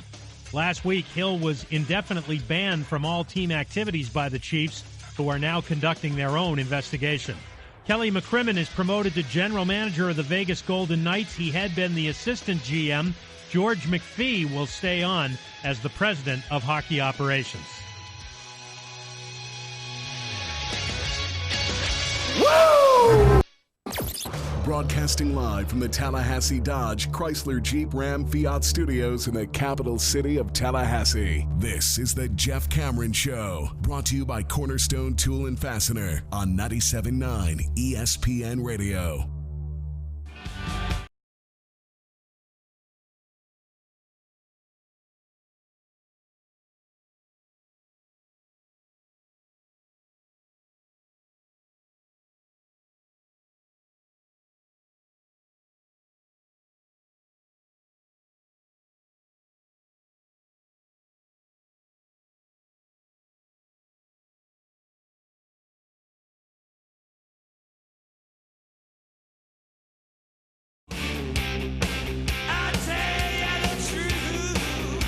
Hour number 2, Jeff Cameron Show, 97.9 ESPN Radio. I will be glad when that story is over. It is in every single sports center they run these days. I'm talking of the Tyreek Hill story. Go listen to that tape. It's out there. You can find it. And when you listen to it, this would be as open and shut of a case as you can get. You have, listen, it's an 11-minute long tape, and it ain't pretty. There's a lot of talk about the young man, 3-year-old kid, breaking his arm and being punched, and Tyreek Hill using a belt on a 3-year-old. You know, the NFL, I don't know what they're waiting on. He should already be on the commissioner's exemption list, right? That's that. You're done. They'll do their investigation, obviously. You don't need charges here. There may be follow-up charges now that the audio of this tape is out, in which they're openly discussing abusing their child and how to cover up that abuse through, how to thwart the investigation. They're talking about it on the tape. There's also a quote in there in which Tyreek Hill says to his fiancée, that you need to be terrified of me, bitch. I would think that alone. If we're just dealing with behavior in the NFL, the code of conduct and all of those kinds of things, you don't need anything beyond that at that point. But I would wonder now, and I'll move on here quickly because it's such a damn depressing story. I would wonder now if he ever plays again. You got a guy breaking a 3-year-old's arm and whipping him with a belt. You come back from that? Nobody says another word about Adrian Peterson except this show and some fringe shows around the country. So, yeah, he's good enough, too, that teams will. I mean, he's got a unique skill set. This is not Ray Rice in the twilight of his career. He's unique. So I think this is going to put it to the test. Yeah, it does. I can't imagine that. Well, I shouldn't say that. You got a guy throwing a woman over a pile of guns. He's right back in the NFL. You've got a guy beating a child and bloodying his testicle. Yeah. And saying last year that he's upgraded to the belt. Yeah. And he still has no issue with finding gainful employment. In fact, wasn't even reprimanded or fined for that statement, apparently, as far as I know. You're right. I shouldn't be shocked. I actually, at that point, I understand that legally he's got a right to work and he's currently not being charged with a crime right now. And so this would solely be about the conscience of those that employ him. This would be about Andy Reid and the upper management of the Kansas City Chiefs saying, yeah, you know what? I don't care if that guy is good for an extra 2 wins a year. He can't be here. We're going to have to let him go. He's still on the Chiefs. Currently, yeah. My guess is they might be going over stuff with it to give them the benefit of the doubt for just a moment, even though they may not deserve it. Well, you have to investigate this. You do, and you do have to find out the context of the recording. It's hard to find a way to where you would end up siding with him here. I don't. But you got to go over with your lawyers, too, the right way to terminate the employee, right? To release him. And, are you going to tie it to with cause? And if you're going to tie it to a cause, are you going to tie it to this? Or are you just going to say we're going to release him? You got to know what to do in case there is some sort of lawsuit down the line. So I imagine that's probably what they're doing. But still, for optics, what are you waiting for? It is such an emotional trigger to read that stuff and to think that you would walk into that building and that not consume every one of your thoughts. I just can't imagine. I couldn't be employed at a company where a player or a work personnel was recorded saying the things he's recorded saying. I don't know specifically what he did to abuse that child, just that the abuse happened. I do know that, and he's on tape talking about it. It'd be hard, A, to work alongside or with anybody in your company who you heard audibly saying and backing up the statements that he did. And also it would be hard not to personally do harm to them. It'd be hard not to attack them. And I know that's wrong. I'm just talking about it's an emotional trigger. Well, he's been barred from the facility, at least for the time being. So that's the measure that they've taken to this point. But yes, that is the Matt Millen, the famous interview he did with Chris McKendry on the desk of SportsCenter when talking about Sandusky, somebody who he really looked up to his entire life. And you were watching a man melt away on stage. That was one of the more brutal things I'd ever seen. I felt bad for him. Because, in essence, he threatened Sandusky's life right then and there, live on SportsCenter. Which you could understand. Yes. Absolutely could understand. And he could do something about it. As we both stood, and by the way, he just had the heart surgery. Yes. And he's doing better. There was a good piece I think you saw. That was tough. Was a really good piece. Yeah. I don't know. I mean, you talk about how quiet that story was for a very long time, and by the time we heard of the situation he was in, I thought, oh God, he's gonna be dead, and nearly was, obviously. So that's a feel good story though. The things are better now. Yeah. Speaking of heart wrenching stories, how about when the Iowa players go in the NFL draft, and you have the message from the hospital? Oh man, every year, by the way, they do that. It's one of the great things. It's one of the awesome things in the sport. It's also something I can't watch. Every time I go, okay. And you get the congratulations message from. Oh man, that's nuts. It's hard to think about. Hey, we were talking during the break, and I was this show we brought up Florida State football, of course, but football in general. You know what I never thought I'd say? That in May, as I casually think about football and begin to think about college football, which I know that's desperately sad. There are things that can continue to distract us. I never thought I'd say in my life I'm interested in watching Kansas football this year, but I am. Did you see the Les Miles piece? We're talking about pieces. I didn't know. No. Well, Chris Lowe wrote a piece, but they've also done an accompanying video, I think. I don't know if it was for this article or what. But he's gone all in with the copper just for men, hasn't he? I think I saw a photo of Les? him. Yes. Yeah, Les. He glows in the dark. Well, Les has had issues with hair for some time now, both that it's fading and B, that he can't admit it's gray. And so he's got the combo. I'm spiking what remaining hair I have and coloring it rust. I mean, it's like bright rust, though. It's like rust. Has he joined the category of our boy, the play-by-play announcer, 3 feet tall, fat, used to be really good, but hasn't. Mike Patrick? Yes, that's him. Hey, I'm good at this. We could play this game, buddy. We could play this game. He used to be good at his job, fat, Woo! 3 feet tall, bam. Now, he started doing that years ago. I think he went all gray now. He's conceded. But when he first did that was like appalling. That was probably the beginning of this decade. Well, when he first did it, he came to do a college basketball game here. Florida State was taking on North Carolina. I was courtside doing the show live from the TLC Double C. He walked in. Dick Vitale walked in. I had an opportunity to meet both of them. But as Mike Patrick, vertically challenged, walked in, A, I was shocked by how short he was, and B, I was, absolutely in awe of that hair color. It was not a color I had ever seen before. Like, no combination of the crayons could produce that. I didn't know what that was. And I thought, how did he point to that and say, that's what I want?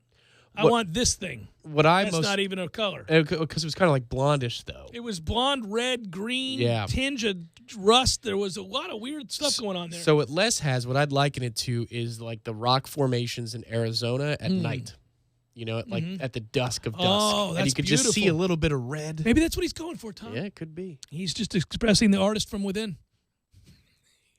Only outwardly now. I went with Sierra Dusk. I love it. The Grand Canyon at dusk. Spray it all over this up top here.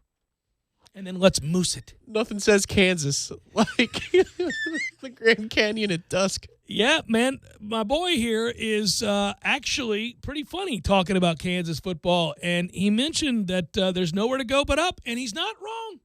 He's not wrong. It's like our offensive line, yeah. He talked to the group there that gathered. By the way, this is amazing. In talking about Kansas football and the futility on the gridiron, they have 71 losses in their last 75 games played. I normally reserve this rant for, incompetence and ineptitude for Tennessee. Yep. Mm-hmm. But Kansas is a special kind of sorry. 71 of 75. Not just screwing, Mitch. I mean, I knew they were horrible. We all did. In fact, they were so bad, they consecrated the firing of Charlie Strong by winning a singular game. Just winning that game. They're so bad, you lose to them, you get fired now. There is no debate. That's it. You're fired. That's how that went down. You lost. You're gone. Can't save you. Nothing. You lost to Kansas, Charlie. I don't care what you're doing in the locker room. Kansas. World needs plenty of bartenders. And that's how that went. But Les Miles taking over that program, I hadn't thought about it. And then I was going through these stories, and I went, they've lost 71 of 75 games? Not just screwing, Mitch. So I'm in. I'm in because he's 65, and he was already a little nutty. So now you know he's really nutty. The hair color that you just alluded to, he's lost 45 pounds on a diet called flexitarian. Whatever the hell that is. Mostly grass, I would say. Yeah. And he's talking about how, quote, we're going to take the field with a group of men who will fight like hell to be better. I guarantee it. Okay. So he's looking for 4 wins. He's looking for 4 this year. You've had 4 in your last 75, Kansas. I'm going to give you 4 out of 12 by year 3. Think about it this way. What a paycheck, right? So you're getting paid handsomely to come back and coach, something you already love to do. Expectations literally could not be any lower than this experiment, right? So you got plenty of leeway. You're a name. You've won. They're going to give you a wide berth. You're going to be able to, 4 or 5 years, just kind of go about your day. And, oh, by the way, the consequences of losing are pretty nil, right? I mean, what are they going to do? I mean, they've lost 71 of the last 75 they've played. It's just another loss. What do they care? You might as well go all in and let's see if you can get this thing up to 5 wins someday. So what a good gig that is. And I would think just by having a plan, just by kind of having a clue at all, you could luck into 3 wins in year 1 and you'd be a conquering hero. Okay. More likely to happen in the 2021 football season. So you get 2 to prep up your program. Mac Brown wins 8 games, or Les Miles wins 5 games. Kansas is not winning 5 games. I'm sure he's going to have some influence over their schedule, sir. I don't think the Big 12 has any restrictions on who they can schedule. He's going to find somebody. Well, what he needs to do is the Bill Snyder approach. You need to play the Sisters of the Poor every week if possible, and then go from there and just get bowl eligible somehow. He's going to put 3 wins on the board just by scheduling alone. I hope. I don't know, though, man. Then you just got to beat, I don't know. They lose to UTEP. No, but think about it. Tom, if it were that easy, they would have already done it. Anybody can think about the scheduling angle. I mean, surely Fat Ass and the Rhinestones realized that it was time. Hey, the belt is hurting. We got to get some wins. This cooler ain't going to make it another year. I'll schedule 4 or 5 teams. The Rhinestone was in his own spiral, though. I mean, he was mirroring the Kansas program at that point. He thought he was in a death spiral. It's shocking that he's not only alive, but occasionally does a show on Sirius XM that's terrible. I shouldn't say that out loud. That's probably not what I'm supposed to do. What channel? Is it the college football channel? It's he's on the NFL Network a lot of times. NFL Network? Yeah. With his superior play-calling intellect, huh? It's difficult. You are genuinely regretting the fact that you said it's terrible. Well, he's a coworker now, and I probably shouldn't have done that. It's poor Don't give up who you are. It's poor Come form. Like you don't rip ESPN radio stuff. That's true. And we air that every day. I'm going to actually do this for you right now since I invested an entire segment on Kansas football. Here you go. Indiana State in the opener, August 31st, baby. They get a win? Indiana State? Mm-hmm. That's the land of who? Larry Bird? Yes. They get a win. 1-0. Yeah, Indiana State went 7-4 last year. 44-24. They just gave their coach, Kurt Mallory, an extension. They're feeling good. The Sycamores are feeling good about things at Indiana State right now. They are in the MVFC. It'll be 21-20 at halftime, but Kansas pulls away. 44-24. It's a tough game out the gates. They turn it around the following week against Coastal Carolina. The scheduling that you spoke of is in play. Uh-oh. But just so you know, and I'm not even kidding, and I'm just trying to help us get through the summer, kids, Kansas takes on Boston College in week 3. Oh, my. We got a war. On a Friday night, baby. Where? BC. Oh, tough to go on the road and take out Adazio. No. Not going to happen. But he's got a whole new offensive line, does Steve? I don't know. It could be 7-3, and Kansas has no chance to win the football game. Even though it's within 4 points. A, the ACC needs to win that game as we launch the network. You can't lose that game. And then B, I got to tell you, I'm in. Friday night, September the 13th. You and I are watching this thing. It's going to be a whale of a good time. We'll have a watch party. Kansas at BC. My man Adazio. Hey, listen, coming up are the ACC meetings. I'm asking Adazio about the big Kansas matchup. Free sugary shots for every first down. Ugh. But here's what I will also say. If Les Miles doesn't get a win against either Indiana State, the Sycamores, or Coastal Carolina in week 2, it could be all over but the shouting. As I look at the rest of the schedule, there is no layup the rest of the way. Yeah, BC's part of their out-of-conference, huh? Not a good look. He's going to change that. Coach Jamie Chadwell now running the ship there at Coastal Carolina for the Chanticleers. Just so you know. They did not have a good go of it a year ago. Every time I hear that, I think Chantilly Lane. They went 5-7. That should be a win for Kansas, damn it.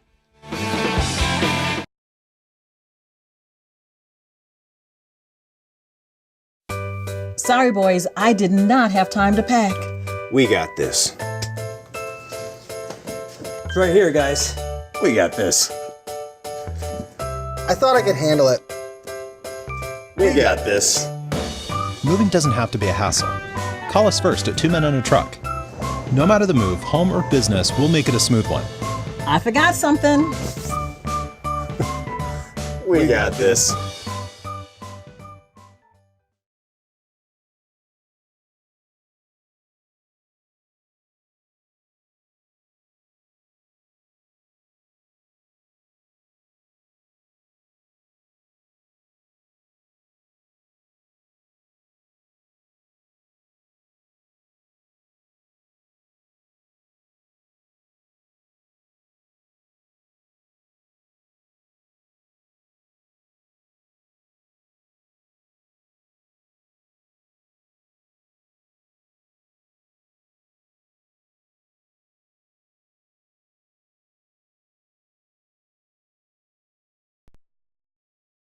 And the original lifetime warranty. Our Easy Choice menu that gives you a price and payment in writing. Our New For You program that helps people with damaged credit. And every new 2018 Nissan we sell has available 0% interest for 60 months, plus $1,000 over Kelley Blue Book for your trade. Best of all, my people are the best in the business. They'll greet you with a smile and a handshake, and they know your time is valuable. My managers are always accessible, and of course you can always ask for me or my brother Peter. Bottom line, if you need a new or pre-owned car, you need to experience the Kraft difference. Great people, great product, great price, with the best car buying experience in town. Kraft Nissan on Mahan Drive between Academy Sports and Costco. And remember, if you don't see the Kraft tag on your car, you paid too much. Way too much. And we're back with another edition of Spring Cleaning. Today, we want to know how you save energy, water, and money during the warmer season. Caller, you're on the air. What do you do to save energy? With the warmer temperature, I know my AC is working overtime, so I make sure to replace my AC filter once a month. Excellent suggestion. Next caller, you're on the air. Well, the city of Tallahassee recommends that I take advantage of their grants and loans to get more insulation in my attic. That's really going to keep my cooling costs down. These are some great suggestions. There are lots of ways to save. Caller, you're on the air. I reduce energy for water heating by lowering my water heater temperature and installing low-flow shower heads. We have time for one more caller. What do you have for us? I make sure to use my programmable thermostat to regulate the temperature in my home when I'm away. Thank you, caller. That's all the time we have today. The City of Tallahassee Utilities would like to help you save as much energy as you can and save money while you're at it. Visit talgov.com for more information and start saving energy today. Who's ready for the best wings in Tally and locally brewed beers? Hobbit American Grill is the place to be. They've been voted Tally's best wings again in 2018. Hobbit offers Bingo Mondays, happy hour all-day Fridays with craft beers on tap from all the local breweries. And the Hobbit is your home for all the UFC fights with plenty of high-def TVs for everyone. Be on the lookout for the food truck coming soon with the best lip-smacking wings in town. Hobbit American Grill, celebrating 40 years of serving great food to great friends for good times. For info on their hours and 3 locations, visit them online at myhobbitonline.com. We all want more energy, more strength, more results. Well, welcome to Orangetheory Fitness as you take a step towards feeling more alive today. Backed by science, Orangetheory's heart rate monitored workout is scientifically designed to keep heart rates in a target zone, spiking metabolism and increasing energy. Orangetheory Fitness is a one-of-a-kind group personal training workout resulting in more energy, visible toning, and extra calorie burn for up to 36 hours. Experience a more vibrant life today with Orangetheory Fitness. To find out more, go to orangetheoryfitness.com. The Jeff Cameron Show is brought to you by Cornerstone Tool and Fastener. Big store pricing with local service. Online at ctf.nu.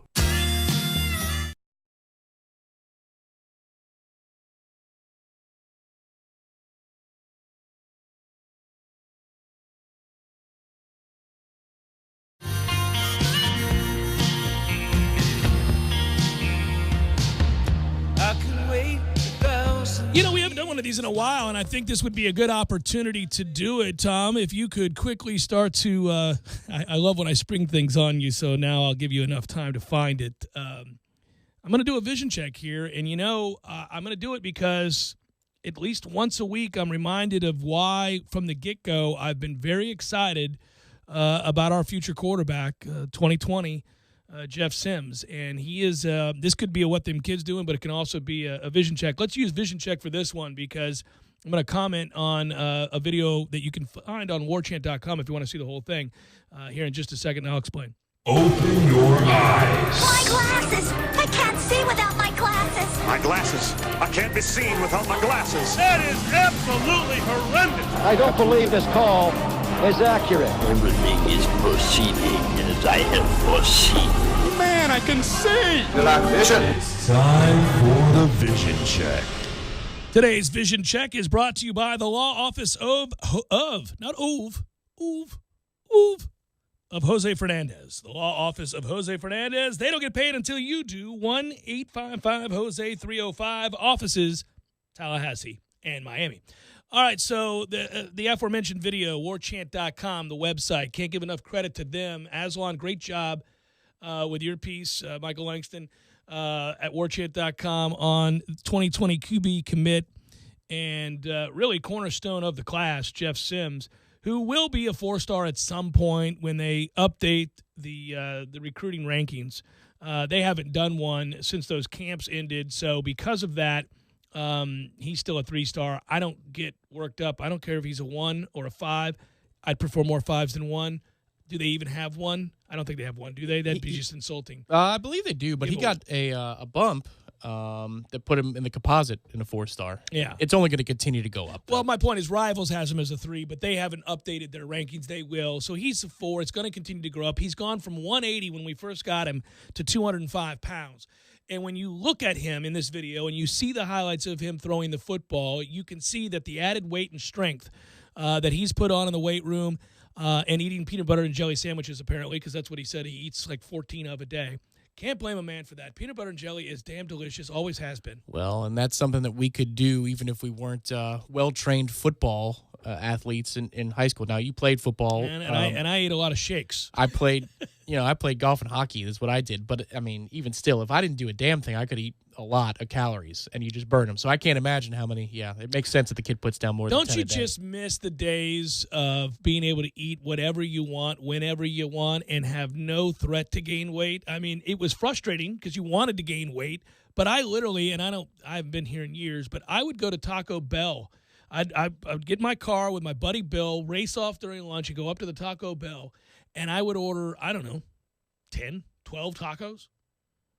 You know, I've never ordered a thing from Taco Bell in my life. Well, at some point, Tom, I'll drive you over there, and I'll watch you have your first ever Taco Bell.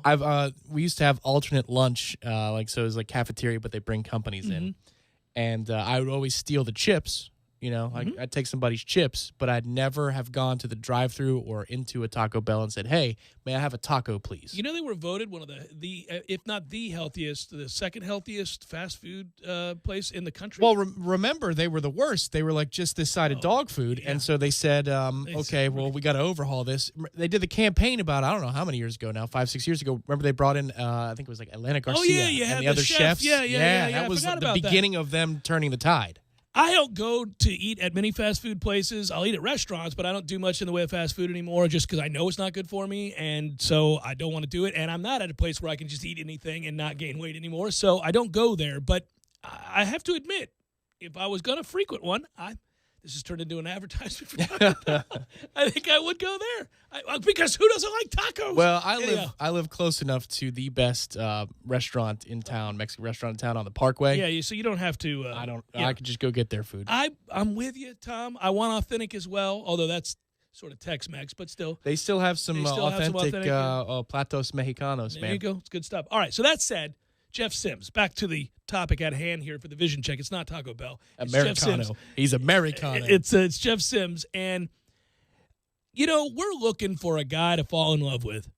We're looking for a guy that will lead this team and be an ambassador for this team and represent this team and this university in a way that we can all be proud of, and in particular at the quarterback position.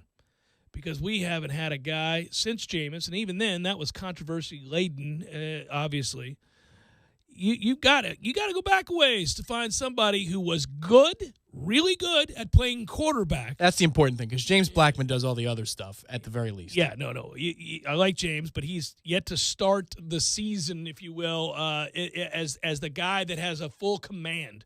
And have the ability to lead and win games consistently, because he's been jerked around. He was thrust into a position that nobody should be thrust into. He'd been here for a number of weeks before he had to start the rest of the season, and Jimbo screwed him, didn't alter the playbook or anything. So that season wasn't a great representation of who he was beyond toughness.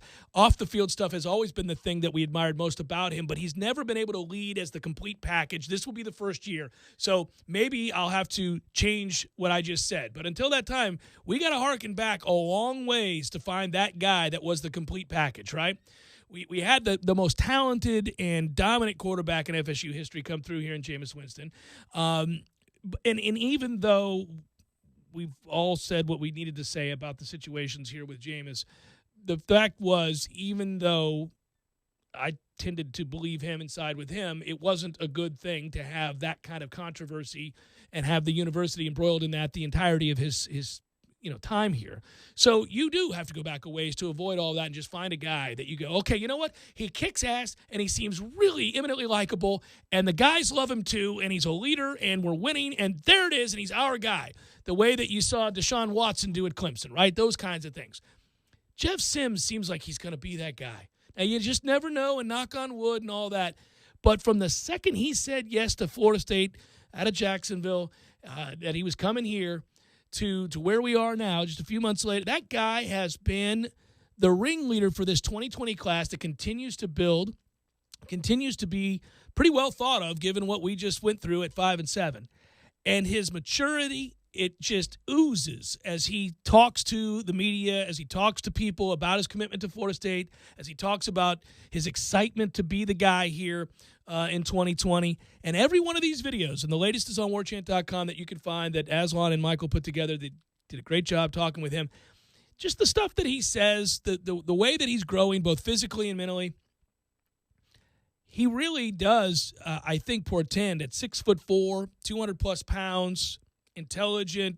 I like the way that he views the school. It's not just a place where he's going because he thinks, hey, I can go to the pros if I go there. It's a school he loves. He clearly loves. And this is the thing that people will latch onto. And I think we do need that. We need a guy that not only is really good, obviously, it starts with that, but is somebody that you can believe in and get you back connected to the program. DeAndre Francois did that for nobody. Yeah. Nobody. And obviously, you felt like you were almost at odds when you watched this team. For a myriad of reasons the last 3 years, they were not a likable team. There was nothing to like about them. They had a bunch of guys that you questioned whether or not they played hard all the time. You had guys who certainly didn't win. You had guys, I'm not saying all of them. Obviously, there's some good kids out there. But they just weren't a likable team. They were poorly coached in Jimbo's final couple years, poorly coached last year. You had kids that were playing that should have been on the bench or had been run off already, certain receiver and others. Your starting quarterback. I mean, they had nothing that you could gravitate towards. It's funny you say at odds with, because the first thing I thought of, even though I've never been in this scenario, would be like if you're on a bowling team and, it's a friend of yours and then they just got a new boyfriend and the boyfriend's on the team and he's a total jerk. He's a total jerk. Like, what am I going to do? But every once in a while he could roll like a 250. And you need him. And so you're like, I got to put up with this guy who's never on time. So he better roll a 250. He's always got, Yes. But sometimes he'll roll like a 120 and you're like, thanks for this guy. Yeah, because I could have anybody do that. And you're ready to say enough. And then he rolls a 225. And you're like, well, we just won this week. Okay, well, I guess I have to tolerate this dude. But you're at odds with him. You're rooting against him even though you're rooting for him. Right. No, it's tough. And we've all had players on our professional teams that I felt that way about. I mean, we've all done it. Like, whether it's a guy on the Pirates that I can't stand because he's a bad dude or whatever, or it's Jose Reyes for the second tour with the Mets. Right. Like, great. Here's this freaking guy. You literally hoped he got beamed every time he came up. I did. Yeah, same thing. It's like Warren Sapp. I mean, on the one hand, he dominated in Tampa, and we needed him to dominate. We were trying to win a Super Bowl. On the other hand, every now and again, if he laid on the ground a little longer because he might have been hurt, I thought, oh, what a shame. I mean, he was that guy, right? So Jeff Sims is the opposite of those guys. I think we have now a guy that we can be really excited about, believe in, and also like. It's not always mandatory. You can win with guys you don't like. I get it. But it's nice. It's nice to have both. And it does engender a certain mindset and way of viewing a team that is more enjoyable to be around, both at the games or when you're watching from afar. You know that it does. I think that a great example of how quick it can happen in terms of connecting with a team is think all the way back to the beginning of Jimbo's tenure, 2009 to 2010. A lot of the players are the same, but somehow that 2010 team had a completely different way about it. I mean, they were aggressive on defense, even though we were playing a zone scheme. We had one or two giant hits a game. Mm-hmm. They all played the game hard. When they failed and didn't win, it wasn't because of anything we really did to get in our own way, save for the Thursday night NC State where Ty Jones. That was a Jimbo special. It was a Jimbo special. But, I mean, mostly the Virginia Tech game, for example. I mean, who blames them for the loss in the ACC championship? Nobody. We were on roller skates. They were out of gas. Exhausted. We had nothing left to give. And we also couldn't cover that wide receiver. Oh, my God. He had like 900 yards that game. He was a wide receiver. He was all wide open. Wide the hell open. It was unbelievable. I'm still thinking about and how they weren't in green uniforms, man. They were in the bright whites. It was crazy. Every time we looked up, we're like, that kid's open again. I think they were white head to toe that night, weren't they? White helmets too. I mean, like, he stands out. Like, he's not hard to find. Mm-mm. But that group you could easily rally behind that group. They had so many likable players. They played over their head. And you felt the culture flip. You felt it. Mm-hmm. I mean, inside as a Noel fan, like, okay, I know. We're barely getting to 10 wins. We needed the bowl game to do it against South Carolina. But this feels like something. And that's what we're hoping for here. And I think a lot of the kids you're bringing in, they may not be 5 stars just yet, but this culture flip, I think, is really happening. The whole thing hinges on not winning, 5-6 games this upcoming season, because if you could do a little bit more than that, I think the culture change is in full motion. I don't disagree with that. I hear a lot of people over there not named Willie Taggart saying the same thing. People who are around the program who will comment off the record about some of the newer kids. And in this last class, as being locker room shifters, but also some real players. And then you think about this group, there have been a lot of ringleaders, a lot of guys that have kind of followed Jeffrey Sims' lead there and doing the same sort of thing, actively recruiting guys and getting people to buy into the vision. So I want to believe that. I'm still jaded enough by last year and the year before. I never forget that. I always point that out to people. People love to put this at the feet of Willie Taggart, who deserves a lot of blame for last year, but also inherited a nightmare handed down by Jimbo Fisher, who himself had a losing season in his final year at 5-6 before he was rescued by one of the great Noles of all time. I just think I want to believe it, but we're going on 3 years of being, record aside, sorry. I mean, that 10-3 team was terrible too. I hated that team. We just weren't any good, and obviously the 6-6 team, 7-6 team wasn't any good, and this team last year at 5-7 was terrible. When you're going on 4 years, man, it's hard to believe. You'll just believe it when you see it type thing. But I think you're right, and my hunch is Sims is going to be the catalyst for the fully realized version of what you're talking about. Well, if you score a couple of early blows in the schedule, right? You win, you beat Boise, and it's not completely lucky or a slop fest, and then you take care of business with Virginia. I mean, then you give the kid a chance to go make the pitch for you. Just because I get excited that I feel like the culture change is coming doesn't mean that the clicky pens aren't clicking and the clipboards aren't in my hand, man. I mean, you still got to do the most important thing. We're talking about the 20% of the storyline. The 80% is actually going out and proving that things are changing, and it's a big year. Not to get into another topic, but, I mean, just one of the many things we're going to be looking at, the defensive coaching staff. All eyes are on you now because we're going to give the offense a little bit of leeway, and we're expecting it to improve. It looked like it already had improved in the spring game. But okay now, are we going to be giving up 150, 200 yards rushing? I think it's interesting that, just yesterday, for example, on a station that I sometimes work for, SiriusXM, ESPNU, a show called Full Ride, they were ripping Florida State. I've hosted that show before, and I've been a co-host on that show before, and I know those guys, and the world doesn't have it out for Florida State. I heard from a lot of our fans yesterday saying, did you hear the guys ripping us on Full Ride? And anytime that happens on any show, nationally or satellite or wherever it is, our inbox fills up, Twitter blows up, message boards, whatever it might be. People talk about these things. The world doesn't have it out for Florida State. We haven't mattered. We haven't been any good. We've been a disorganized mess. I, too, bristle when a talking head who has a platform goes in on Florida State and talks about the problems, because you almost feel like, you don't know. You're not here. We're here. We know what's going on. You're not free to say that stuff. You're not one of us. But sometimes the truth hurts. And if you think about it, if you watched a team go 5-7 last year and look as disorganized as we did, and you knew about certain problematic individuals like the quarterback and others that had problems off the field, in the locker room, were thought of as a cancer in some cases, and they continued to play, and you knew about a receiver and a few other guys, and you saw our special teams play. And the year before, you'd watch them struggle to become bowl eligible and their head coach leaves for another job that is deemed less desirable and was always seemingly looking from afar. The whispers would begin to leak that there were money problems, that there were issues. If all this stuff was being said about the University of Florida or said about somebody else that wasn't Florida State, you'd have a blast ripping them, because that's one less team that has been a traditional power that you'd have to worry about. And because they're a traditional power, it's going to be spoken of. This isn't a bad year for Northwestern. It's a bad run for Florida State, one of the best programs in the country. So it is going to be a topic on any show in which football is being discussed. They're going to come around to it. And then the only way to get past that is to win some damn games. Didn't Duke and Wake both make a bowl last year? Right. Daniel Jones got drafted 6th. He can't play, but my God, there was no Florida State quarterback in a number of years post-Jameis that was a threat to be drafted 6th. Yeah. Just saying. They made bowls, we did not. And so how do you talk about a program like Duke? Dismissively, right?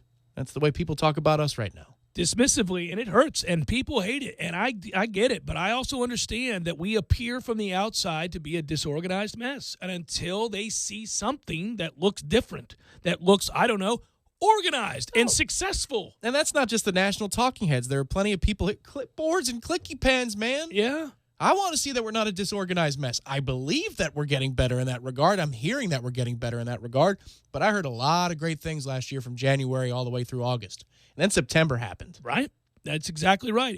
I will say this, though. What I am surprised by is clearly they're doing something with this class and at these events to get people talking again about football in general. There was a stretch where nobody wanted. I think we needed a break. I think we were all burned out. The 5-7 season ended. There was no bowl to attend, nothing to get ready for.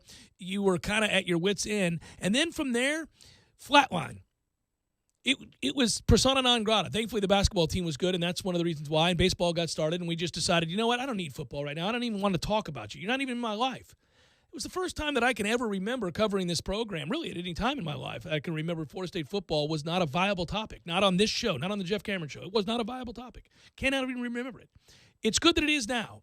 A little bit, just a little bit. And as evidence of that, the last 2 times that I've gone out somewhere and run into a listener, they've wanted to talk football. They've brought it up. They didn't talk about the basketball team. They weren't talking about this baseball team. They weren't talking about anybody else, softball, anything like that. They were talking about this football team because they were surprised and excited what's happening with the 2020 class. So they are creating a bit of a positive buzz.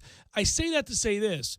They may have a tiny bit of momentum built up this offseason because of the Kendall Briles hire, because you brought Ron Dugans back, because you switched out as an offensive line coach that's well thought of, because they looked better in the spring game.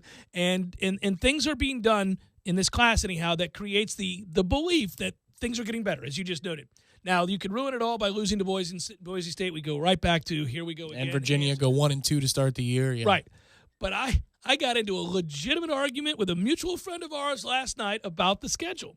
And he was convinced that this team is going to win no fewer than 9 games and thought there's an outside chance they would win 10. I said, if you forgot the offensive line and the importance of it, the ability to block, what gives you the idea that we're suddenly going to be able to block?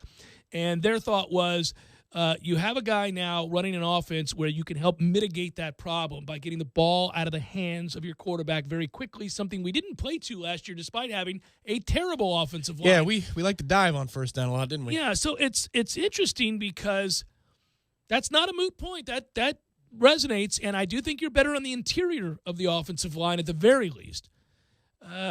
Hopefully you see a modicum of improvement on the outside of tackle. Until we get better players there's not much you can do. You can guarantee me that, and not 100%. So let's just say if you can give me a decent amount of 2nd and 8 and 2nd and 7 with the dive, that changes everything about the offense. It would have changed everything about Willie's offense, which is where I think he bristles a little bit too.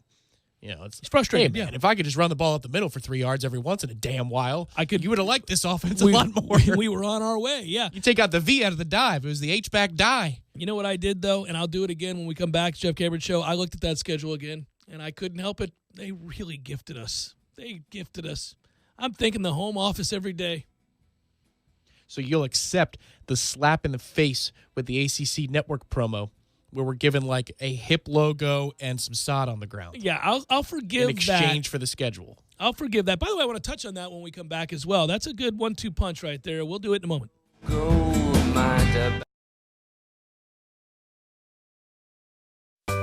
Sorry, boys, I did not have time to pack. We got this.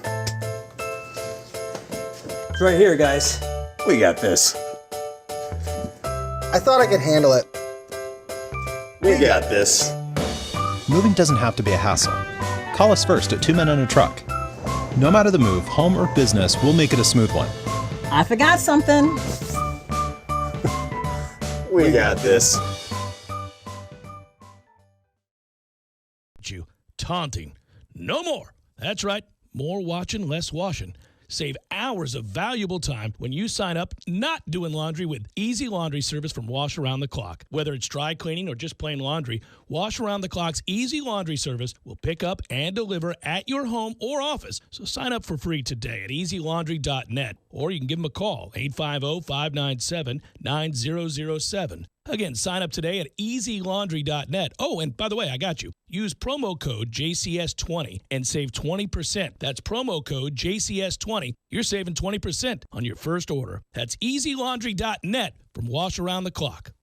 Tallahassee Dodge Chrysler Jeep Ram is the Jeep headquarters of America. We've purchased over 100 Jeep Renegades, and they've all arrived and are on the lot for immediate delivery. 2018 Jeep Renegade Latitude with MSRP starting at $25,120. On sale now for $18,870. That's a savings of $6,250. A new Jeep starting at only $18,870. Those prices are unheard of and can only be found at your Jeep headquarters of America, Tallahassee Dodge Chrysler Jeep Ram. No other dealer can offer you this kind of savings.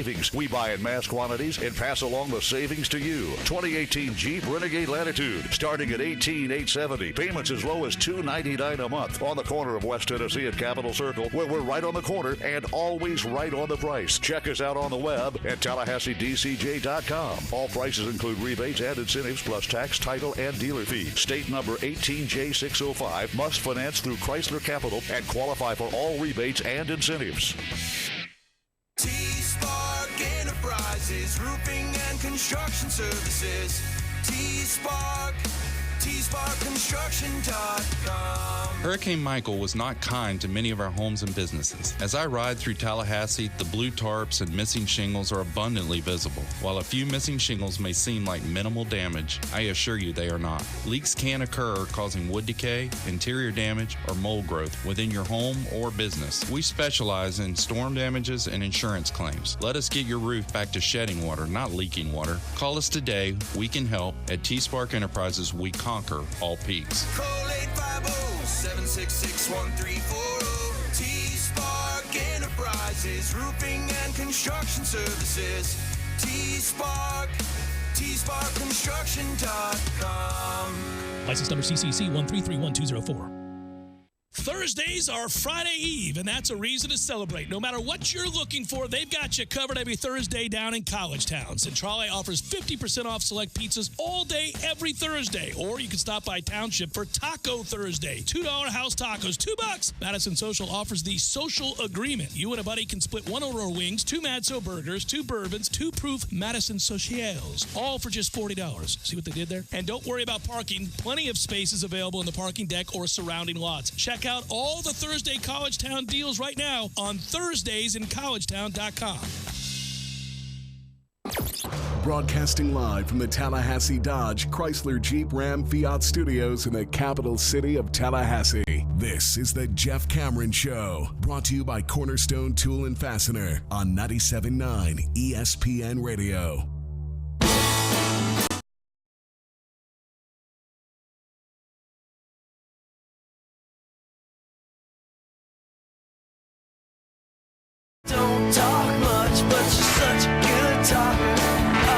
So I did go back in the midst of the aforementioned argument that I had with a mutual friend of ours about the schedule or about the team. Forgot to ask you during the break. I'll have to ask you next break who that is.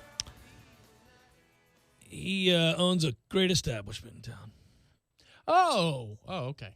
So we were going through it, and he said, I don't know how we don't win 10 games. That was his come-out-the-box swinging comment. And I went, well, I can tell you how. Lots of ways. First of all, not being able to block people hinders your ability to win games. So let's start with the embarrassingly poor offensive line we saw from a year ago, and I'll grant you that it's going to be better because it can't be worse. Okay. But is it so significantly improved as to be warrant a 10-win projection? No.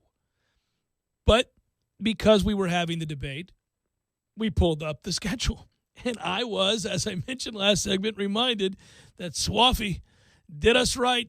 You should be forever indebted to Swaffy. I'll get to that ACC network thing again. Forever indebted to Swaffy. Forever indebted. Get the hell out of here. He is going to be the reason. Oh, we should put a statue next to Bobby's, and it's Swaffy. He's going to jumpstart the turnaround with the gift of this schedule. Freaking guy.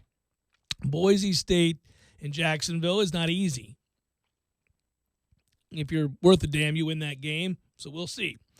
But remove that for a second. Louisiana Monroe. Virginia. All right. I'll grant you Virginia is improved. They're a well-coached football team. They're not Clemson.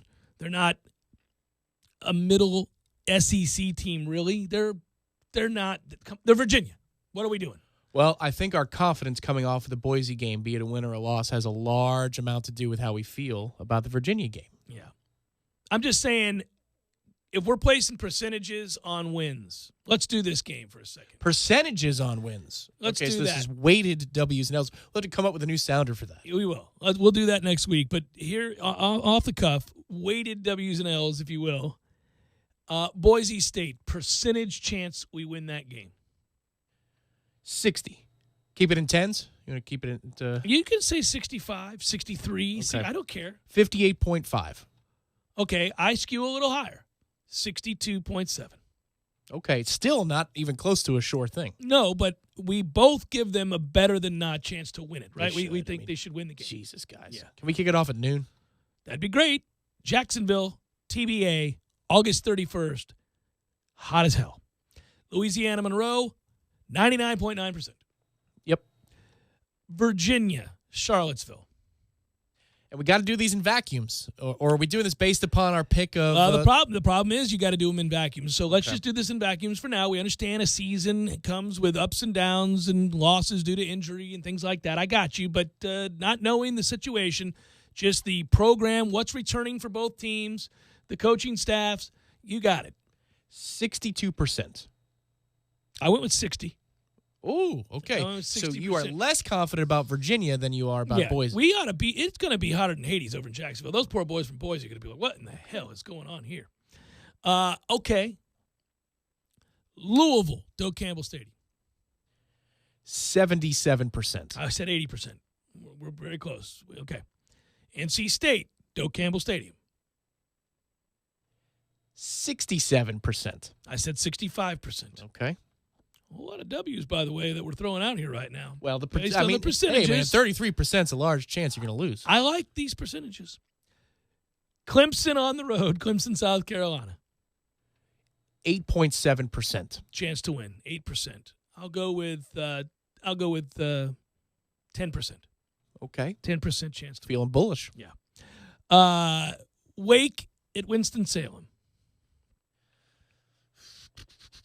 Probably 73%. I went 75. Okay. 75. Okay. Right. Syracuse, Stoke Campbell Stadium. Ooh, now this is a revenge game, man. This is the one I'll be up for. Okay. I'm going to drop kick their orange mascot just on the sidelines. There it is. 62%. I went with 65%. Okay. So we're very close. Miami, Doak Campbell Stadium. Another revenge game. If we're up 20, it's not safe this year. You know, you got to keep the foot on the gas. Yeah. 55%. I'll go with 60%. Okay. Boston College, Chestnut Hill. 49%. I'm going to go with 70%. Because they lost their offensive line? Yeah, and we just beat them here last year, and we were a mess. I know. Last time we were there. That's tough. That's tough to – I mean, think about it, the last few times we're there. Do you know how excited I am to be with you and anybody else that's a part of our group to go up to Boston College in November? Man, we're going. In May, Just we always put it have down. like 9 trips planned. No, but we go to Boston. We're going to Boston. You loved Boston. I had a good time. We're going to go again. It's going to be a blast. Can't wait. Mark it on your schedule. It's right there in front of you, November the 9th. Company's paying for it, though. Well, that's right. They are. November the 16th, Alabama State, 99.9%. Yep. They get another off week, and then we go down to Gainesville. 44.3%. I'm going 50-50. Okay. 50-50. So you actually are trending closer to that 10-win season than you like. In a vacuum, using percentages. Now, really quickly, on to the commercial. We don't have much time. I know we're up against the top of the hour here, but let me say this. The commercial, in and of itself, is a travesty. They certainly should have prominently featured the university with the most amount of cachet. Please show me the ceiling of the Carrier Dome more. Can I see the ceiling So- of the Carrier Dome, the bubble, please? So, yes, we should have been prominently featured there instead of Georgia Tech's stupid car. But what I'll tell you is this. That commercial is running incessantly. ESPN is doing what ESPN does to annoy the hell out of all of us, but for us this time. And that was my number one thing. The lone hope that I had for the ACC network was that the powers that be would bully other people into carrying that channel, and they are. And ESPN does nothing if not self-promote things that they're invested in, that they care about. Every time I look up, the ACC network is coming commercial is on ESPN for the country to view. Through osmosis, they're going to want to watch the ACC. I think what we should do is create an alternate commercial where it has the flame. You got to be the same music. And it's the flaming spear impaling the mascots of the ACC, and Florida State stands atop, and it says triumphant. Sign up now to watch the return to greatness. I like that commercial. Let's get on it, video guys. Let's get on it over there in Florida State. You're really good at what you do. Let's go. That and bring back the commercial with the smoke. With Zamfir. Zamfir. Let's bring it back. Educated now. Gotta have it. Gotta have it.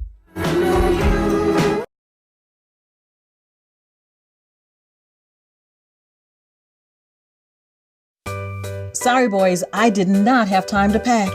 We got this. It's right here, guys. We got this. I thought I could handle it. We got this. Moving doesn't have to be a hassle. Call us first at 2 Men and a Truck. No matter the move, home or business, we'll make it a smooth one. I forgot something. We got this.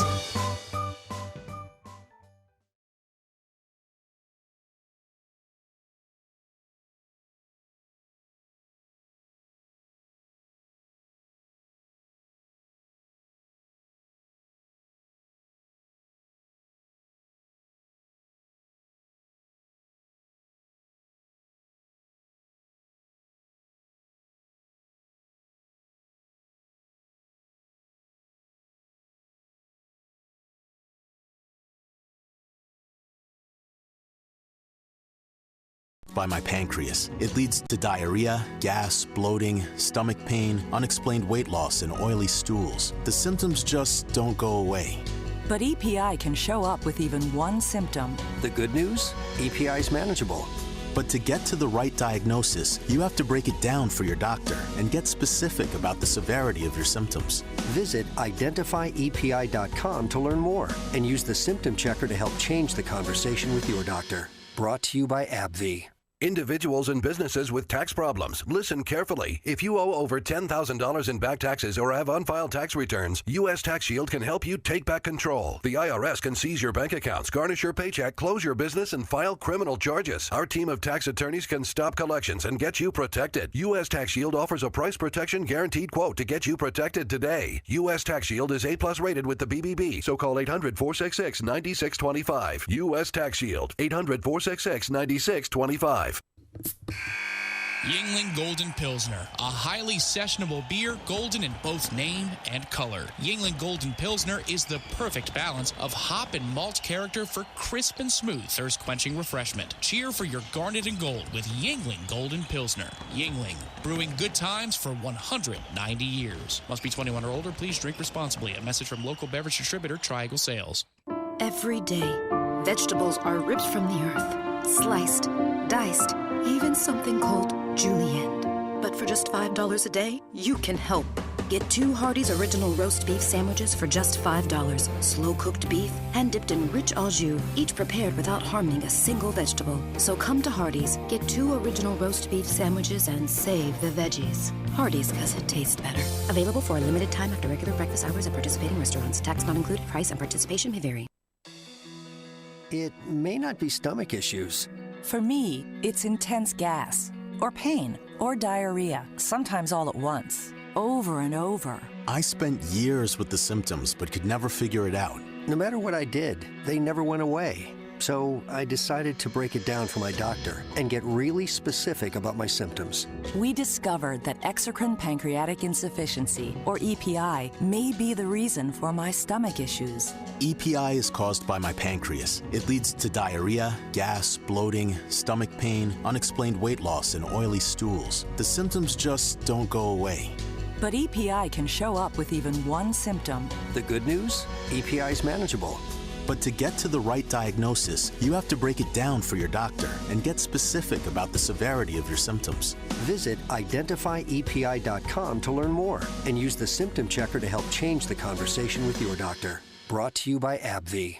Driving every day from the Tallahassee Dodge Chrysler Jeep Ram Fiat Studios. This is 97.9 ESPN Radio, WTSM, Woodville, Thomasville, Tallahassee. ESPN Radio Sports Center. I'm Doug Brown. After suffering a mild heart attack in Milwaukee on Tuesday night, Celtics president of basketball operations Danny Ainge is expected to make a full recovery.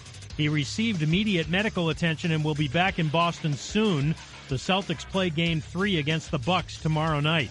Tonight, there's only one NBA playoff game on the menu, the Raptors and 76ers in Philadelphia, with the series tied at 1. The game is on ESPN and the ESPN app at 8 Eastern. 1 week ago, the Giants surprised many by taking Duke quarterback Daniel Jones with the 6th overall pick in the draft. ESPN's Jordan Renan. Well, they told Eli Manning, they said, Eli, this is your job. Your job is to win games and keep the young guy from playing, right? So that's going to be Eli's job here. He's going to have to win games in order to stay on the field and avoid what eventually is the Eli Manning model, right? Because you think back to 2004, the second the Giants started to go downhill that season, they actually were still in playoff contention, but the second they saw their season start to slip away, that's when they moved from Kurt Warner at the time to Eli Manning. And that's the position he's in here. Manning is 38 and will be starting his 16th NFL season, all with the Giants. In a 4-page letter sent to the NFL today, the attorney for Chiefs running back Tyreek Hill denied child abuse allegations against his client and accused his fiancée, Crystal Espinal, of abusing the couple's 3-year-old son. Last week, Hill was indefinitely banned from all team activities by the Chiefs, who are now conducting their own investigation. Kelly McCrimmon is promoted to general manager of the Vegas Golden Knights. He had been the assistant GM. George McPhee will stay on as the president of hockey operations.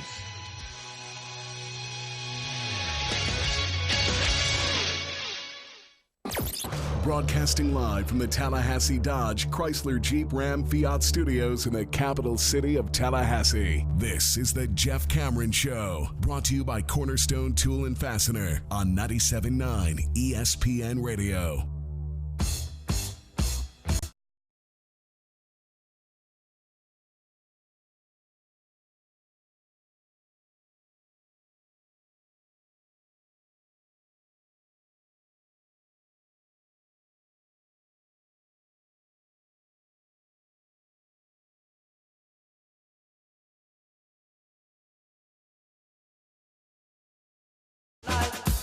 Final hour of the Jeff Cameron Show, at least for today. Thanks for tuning to it. I'm Jeff. That's Tom. We're online, ESPNTallahassee.com. That's where you go to listen live via the streaming free. Always don't miss anything, but if you do, we got you covered. All 3 hours get posted upon the conclusion of the show. Hey, how's that coming? We doing all right over there? How's the loading of the show and the downloading of the podcast and all that stuff? Is that working again? I didn't see any complaints on my timeline as I came in this morning, so that's seems to be better. Oh, better is good. Email the show if you like, jcs at 979espnradio.com. On Twitter, it's at jcameron show. The WTSM app is good for mobile devices. We are, I don't know if it's been, the camera work has been off and on as well, but we're on right now. So, all right, you can find us on YouTube. Maybe we've braved the worst of the storm. I don't know. But these things usually come in bunches. I have some complaints in my inbox about the WTSM app now, so I'm working on that. That app is a fickle app at times. It is fickle. It is a fickle app. I've usually just erased it and then re-downloaded it. That was the one that corporate shoved down our throat here. Of course. Thanks, corporate. That said, by the way, I would argue that there hasn't been a finer piece of engineering in the last couple of years than what you did here to gerrymander this camera in a way that allows for everybody to see my beautiful shiny head. You've got a mic stand. You've got a cloth of some sort, just a paper towel that's been folded over several times. Folded a specific amount of times to create the height necessary for. 2 books, and then finally a My Eye Doctor spray bottle to clean my glasses that is using as a really stanchion, if you will, so that so that we have this shot. Old timers will know this. So cartridge games, like a regular Nintendo. Remember? Yes. Right. Well, I was wondering what you were doing. I was that really blowing the dust out of the cartridge. Yeah. I didn't realize you were Jeff getting has lost it. He's just blowing into the mic. Oh my it's like God. the Beatles on LSD in the studio. He's lost it. When he turns 50, we're done. Yeah. But you know how finicky the ports are, like the little card at the bottom. That would piss you off. There's like the gold little, it's like a data slide there. And so you'd have to tilt the cartridge in a certain way, sometimes a little forward, sometimes a little back, and then it would change the picture, and then you get it reset, and boom, you're good to go. That's what's happening to the port here for our camera. So that's why it's gerrymandered, as you said. I've swung the votes in our favor. You have. You've done a good job with it. I'm proud of you. Now, if you could just expand your operation out to the nation, and we can elect a sensible president the next time, that'd be great. Let's do that. Okay. Can you do that? That'd be good. Okay. All right, here we go. Real quick, just want to doff the cap to one Trent Forrest. If you didn't read the article on warchant.com, you should, because my man played through agony. Now, we knew this. We knew that guy was just giving it all that he had, but he spoke. He's recovering from surgery and looking forward. Good job, Corey Clark, with this article. Looking forward to his senior season, which, we'd really be in trouble if Trent Forrest wasn't coming back. I mean, he is truly going to have to kind of be the be-all because he's going to, on the one hand, have to be a scorer. He's going to, on the other hand, have to dictate terms as for pace of play, when to slow it down, when to speed it up. He's got to get the ball to younger players in a position to succeed so that their confidence can grow early in the season. So he's in many ways the director but also the star. And I think that's what's going to be difficult because that's a role that the best who do it change the outcome of entire seasons in a way that really kind of defies logic because you'll say they lack depth. You'll say they lack a premier scorer. You'll say they lack a level of star power that some of the other teams have. Why are they winning? We've seen these kinds of guards. The do-everything guard that makes everybody better and gets the big picture and understands time and place and score and all that, but while also, leading the way late. That guy changes teams that leaves us all envious. I mean, we've seen Duke have players like that. We've seen schools that have that guy that's been at a place forever. And I'm picturing the rest of the teams and their fan bases in this league next year going, is Trent Forrest ever going to graduate? I mean, they got him back again, and this guy is finding ways to keep this team in games every night, and you know that he will because if he's healthy, he is a do-it-all guy. He understands angles. He knows the system. He knows what Ham is trying to do, and he knows how to make those around him better. And he can also score the basketball. Yeah, I think he's somebody who will need to lean on to go get you 20 here and there in ACC play, and he knows how to do it because he'll be able to get to the basket more effectively with his explosiveness, which in turn will get him to the free throw line. And, just a couple of seasons ago, he wasn't very good from the free throw line. He got better in the NCAA tournament, but that continued on into this year.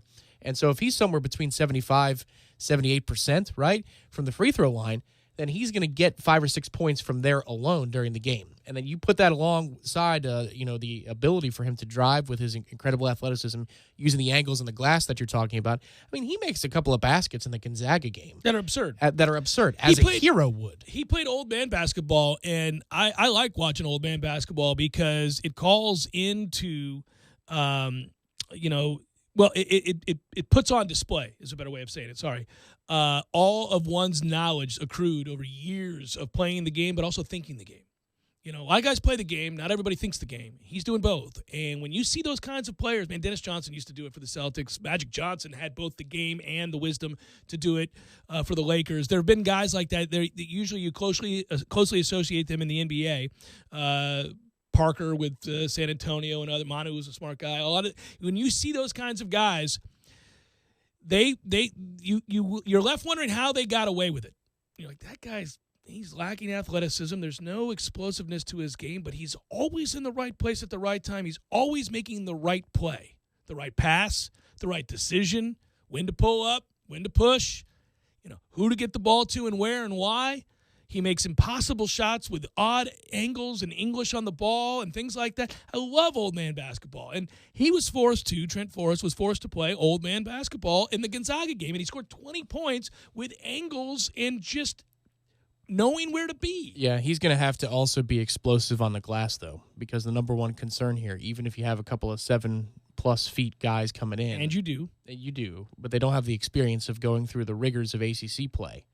You're going to have to find some answers that we were hoping we wouldn't have to count on, because feet coming back would be huge for us on the glass.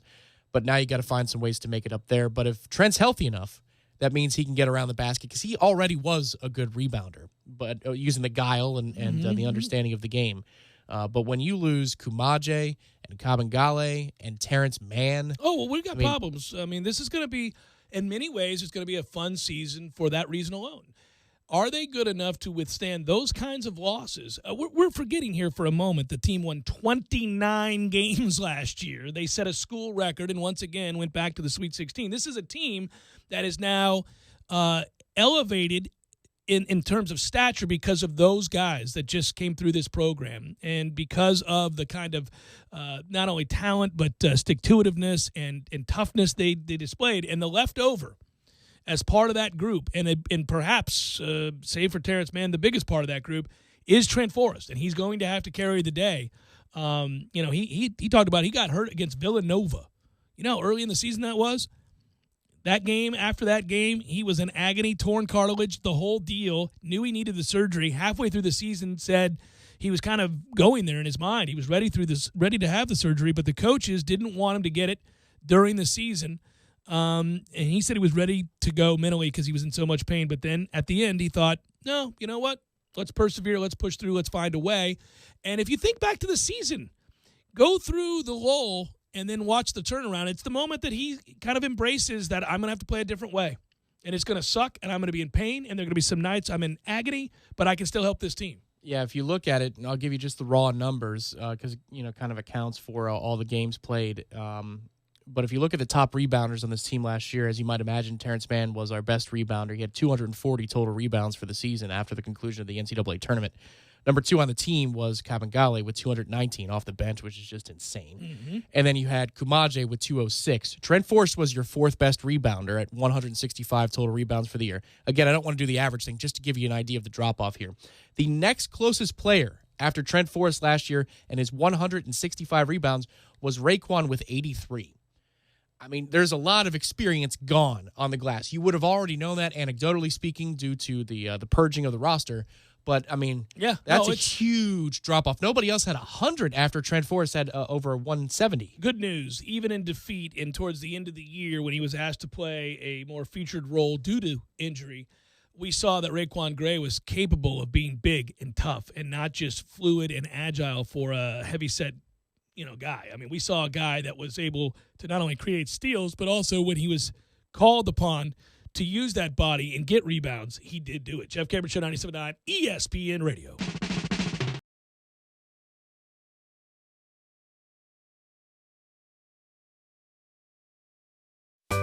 Sorry, boys, I did not have time to pack.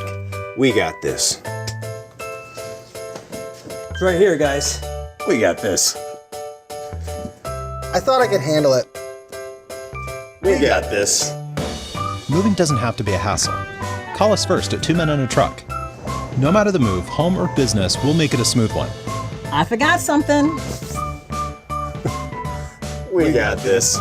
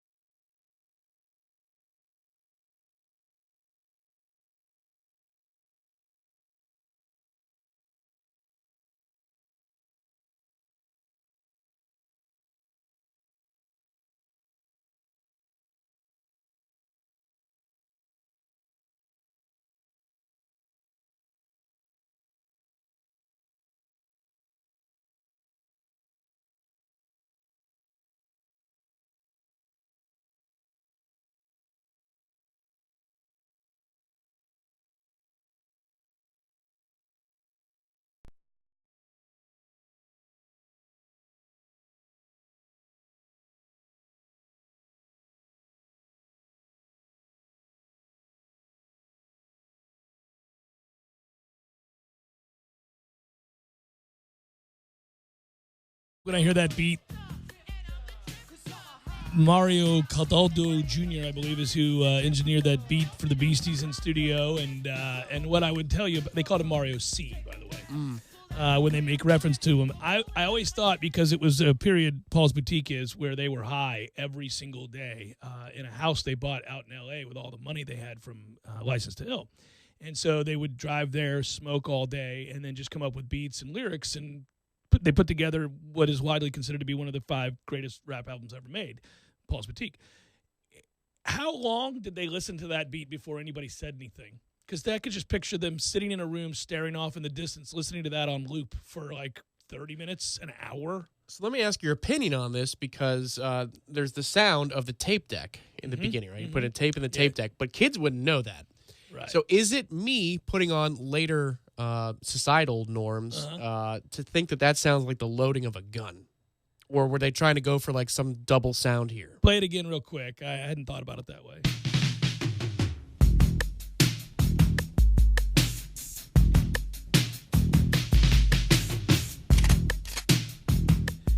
Yeah. So I think that's a gun. And the reason being, because they certainly weren't known as gangster rappers in any way. Right. They're telling a story of a heist. He's on the run from the cops, and he just got done robbing a bank, and he's guzzling beer, and he's got his gun, and he's hauling ass. But to me, that sounds like a tape deck, like a cassette tape, not a VHS. A cassette tape going in, and you close the door. It does. I think it's him locking. Okay. Yeah. I that's what I always took it as, because it goes with the story.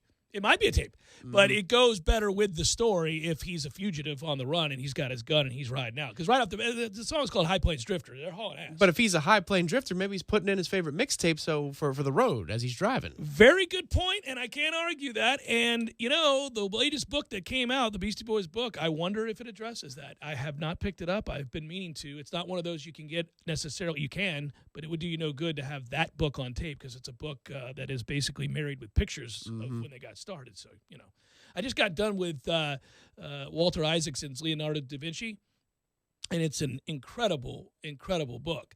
But I downloaded it for road trips, right? That's so I have, because it's like 16 hours.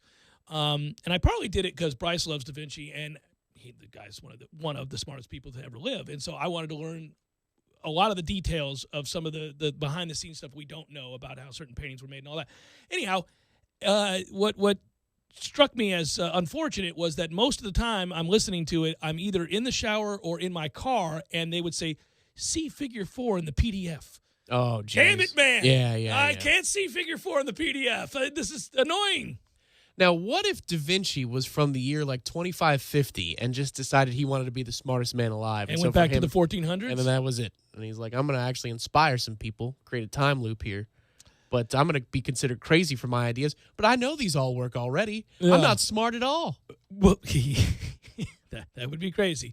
Of course, he was really smart and did. Well, by their standards, they're simpletons, but we've evolved, man. No, but I would tell you this, even if that were true, if that was your premise, there would be a problem with this, because he was multidimensional. So whether it was hydrodynamics or painting or shading or obviously the inner workings of the human body, just because you're from the future doesn't mean you know how to dissect a human being and or draw it. It's 26th century elementary school. You see how hard Bryson Clark's homework is compared to ours?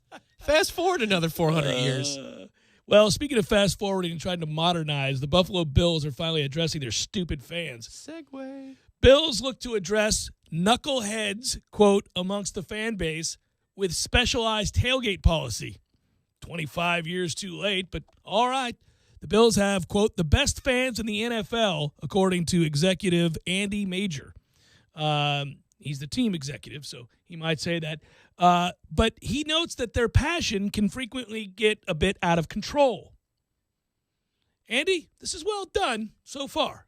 I mean, noting out-of-control passion as opposed to drunken lunacy. Did he go with that said? Now, with that said, these best fans in the NFL. An increasing number of viral videos have captured Bills fans jumping off of buses and through tables. Quote, they certainly know how to tailgate and have a very good time. That's Andy Major, Vice President of Operations and Guest Experience. He told that to the Buffalo News. We know we have great fans, but there are a few of those fans who make a big stink out there, just a few knuckleheads who try to wreck it for everybody. The viral videos on social media, well, it's embarrassing when we see that. It affects our community, and it affects this team negatively. As a result of obnoxious behavior, the Bills have decided to update tailgate safety policy and create a designated tailgate village. From now on, fans who travel by bus or limo must purchase a tailgate package. A 20-person vehicle is $300, $15 per person. A 40-person vehicle is $600, 60-person vehicle, $900. That's what they have to do now. The whole thing evolved from feedback that we received. We heard from the bus and limo companies. Hey, I don't know if I want to bring a bus here ever again, is what they were saying. Hey, they've got a special bus down in Tampa, too. Oh, yes, they do. The village will be operated by a company that specializes in customized tailgating experiences. Tailgate Guys out of Alabama will be doing this. It's part of a plan to address unruly behavior that could create the unsafe environment referenced. Our number one concern as an organization is certainly fan safety. When you're seeing what has happened in the bus to the last couple of seasons, especially after last year, it gets very disconcerting. It's dangerous, not just negative fan behavior, but it's dangerous to security, the sheriffs and the staff, the police who are trying to police and do their job. That's true, but the fact that it affects the team negatively is not a fact whatsoever. Yeah. So don't put that on there. Yes, it affects safety, Yep. Other tailgaters, security people, police officers, absolutely all true. But it does not impact the way the team plays negatively. That's just a bunch of hullabaloo. It is hullabaloo. And obviously the referencing of the fact that they want to put their team in the best position to succeed, and he talked about the designated tailgate villages will do that. And so, what? No, you can't skirt for the fact that you guys have sucked forever. Don't do that. Don't blame that on unruly fans, like you're saying. One has nothing to do with the other. No. The on-field product is garbage.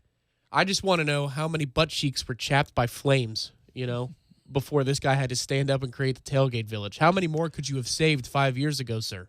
Fans will still be able to bring their own food and beverages at the tailgate, but can expect a more customized experience.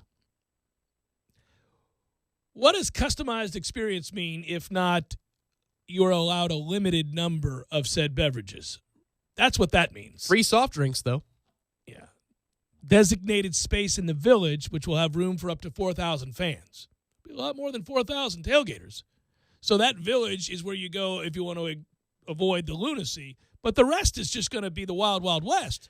I got to say, I expected somewhat to see something like this when I went to Minnesota a couple years ago for the Bucs-Vikings game. And it was the most subdued pregame experience I've ever seen. And, I was looking around for, lots of people just going nuts. And we had walked from the downtown area to the stadium. So maybe on the other side there's some lots. But, dude, they have it all set up very nicely. They have, art stations, create your own signs. They have these little, they look like Oktoberfest halls with long tables. And you could just get there, commiserate with your friends, and do all that kind of stuff. And people were just kind of waking up, having a morning Bloody Mary, because they had a Bloody Mary bar, or a beer, and then they were just walking into the game. It was, after real sports, I was like, well, let me see what's going on in the Midwest here. These people know how to get down. I think Minnesotans are really, by and large, level-headed, just kind of reserved people. No, the most unruly they were was post-game. They, won a big won the time. game, yeah. And so I think a lot of them left a little early because they were beating got the Bucs started. so bad. Yeah. Well, and the Packers were on at 4 o'clock. And so I went to a local bar, and the Packers game was on. And that's where it gets a little dicey. You're like, ooh, there are some things being said here, man. It's a bar. About Aaron Rodgers. It was not a grill bar. No. It was a bar and grill. It was correct? a bar and grill. It wasn't a family establishment, and nor were they, flashing their junk to, a 6-year-old who's trying to walk into a football game. Hey, kid, you walked into the wrong bar. This is the junk flashing bar. That happened.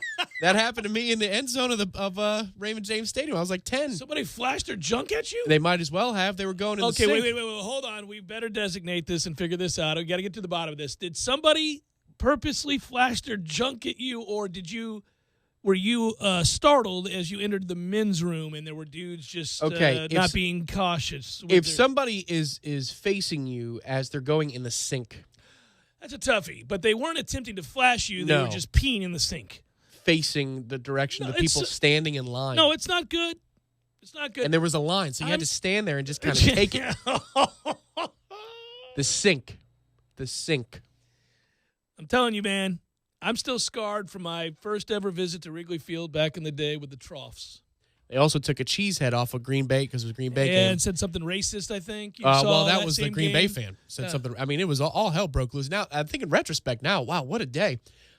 You got flashing junk, cheeseheads being assaulted, racial slurs. I mean, my God, it's a wonder you weren't scarred for life. You want to hear something funny, though? I'll never forget what the guy said. The guy who's he goes, how do you like that? He said, how do you like that? What does that even mean, sir? I don't know. What does that even mean? He wasn't speaking to me directly. He was speaking to everybody in line. I'm glad he he was horrified. not addressing the kid in the room. Yeah. But let me say this real quick. This is a grand opportunity in show to address our rule of thumb.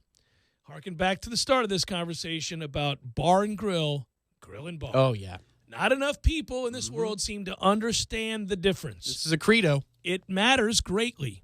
If you are with your family, that is to say your children, and you would like to play, get the chance to see a game while eating your wings and such, you're looking for a grill and bar for you and your family. Not a bar and grill, a grill and bar. They'll serve your beers, but they're there mainly for the food. That's right. And the family atmosphere. That's right. Bar and grill, you run the risk that you're going to hear and see some things that are inappropriate for children because it is, after all, a freaking bar and grill. Bar with food versus a grill with some beers on the side. That's correct. It's about the priorities, man. It is. It is. And it's this is always an opportunity for me to get mad in retrospect because I think they took the rule away. I think, but there's a popular like ale house. You know, you might guess the first word in the ale house from that chain, where the deck was for 21 and up. That's right. The signs used to clearly say, "They tell you." 21 no kids and up out sits here. outside, There and are they have the things being sliding said out glass here. doors, the automatic doors. You walk out, they're okay. Grown-ass men are saying inappropriate things to one another on this deck. Grown-ass men are watching the NFL on a Sunday. That's what's happening. And they're saying things. And for you to make a stink about language that wasn't even, shouted to the hilt because, it's a 21 and up area and folks are trying to watch a football game. And you got kids with you? I'm sorry, man. It's a 21 and up area. Things are said. That's your problem. It's not our problem. Go inside. Plenty of seating available. Or find the grill and bar. That's what you're going to do here. In that place, the grill and bar is the inside. And then the outside is the bar and grill, so it's I think. Firmly established. There was only one place in the early 90s, mid-90s, to go and watch all the NFL games here in Tallahassee. It was... it's still alive. It's still a place, but now it's been surpassed by so many other places. Yeah. But it's a consistent place. We all know who they are. And I would go with our buddy Matt Britton. We went every Sunday. What do you want, $12 wings?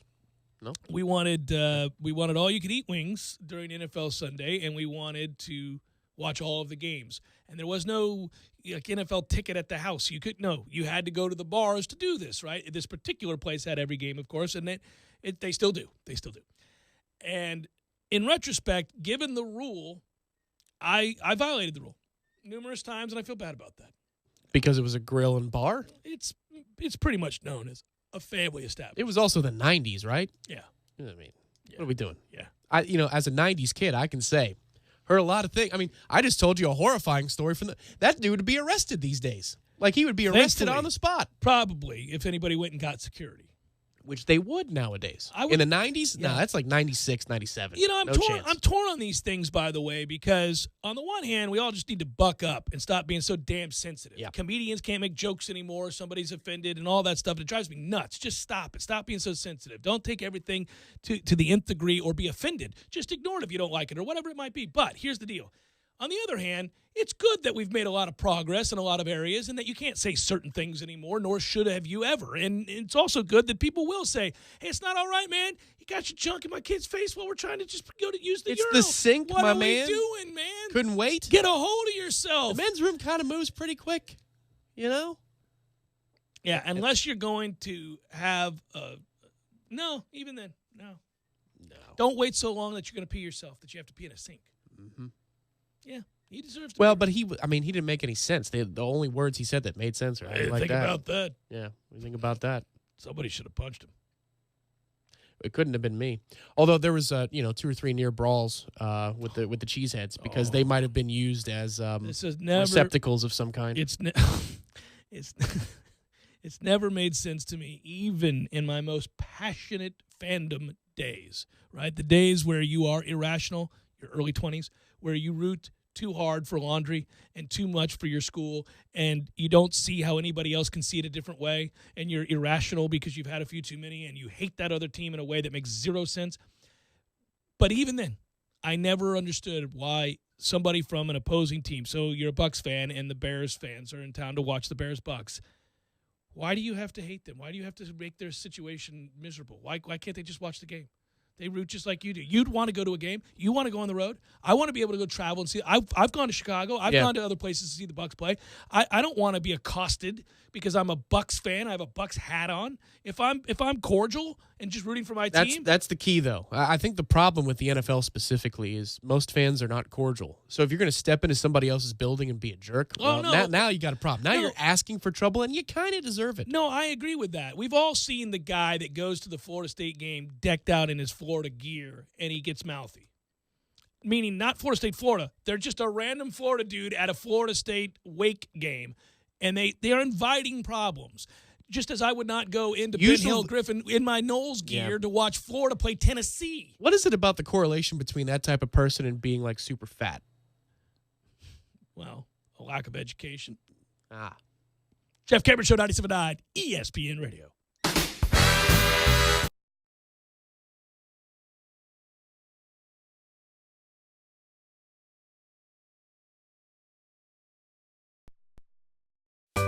Sorry, boys, I did not have time to pack. We got this. It's right here, guys. We got this. I thought I could handle it. We got this. Moving doesn't have to be a hassle. Call us first at 2 Men and a Truck. No matter the move, home or business, we'll make it a smooth one. I forgot something. We got this.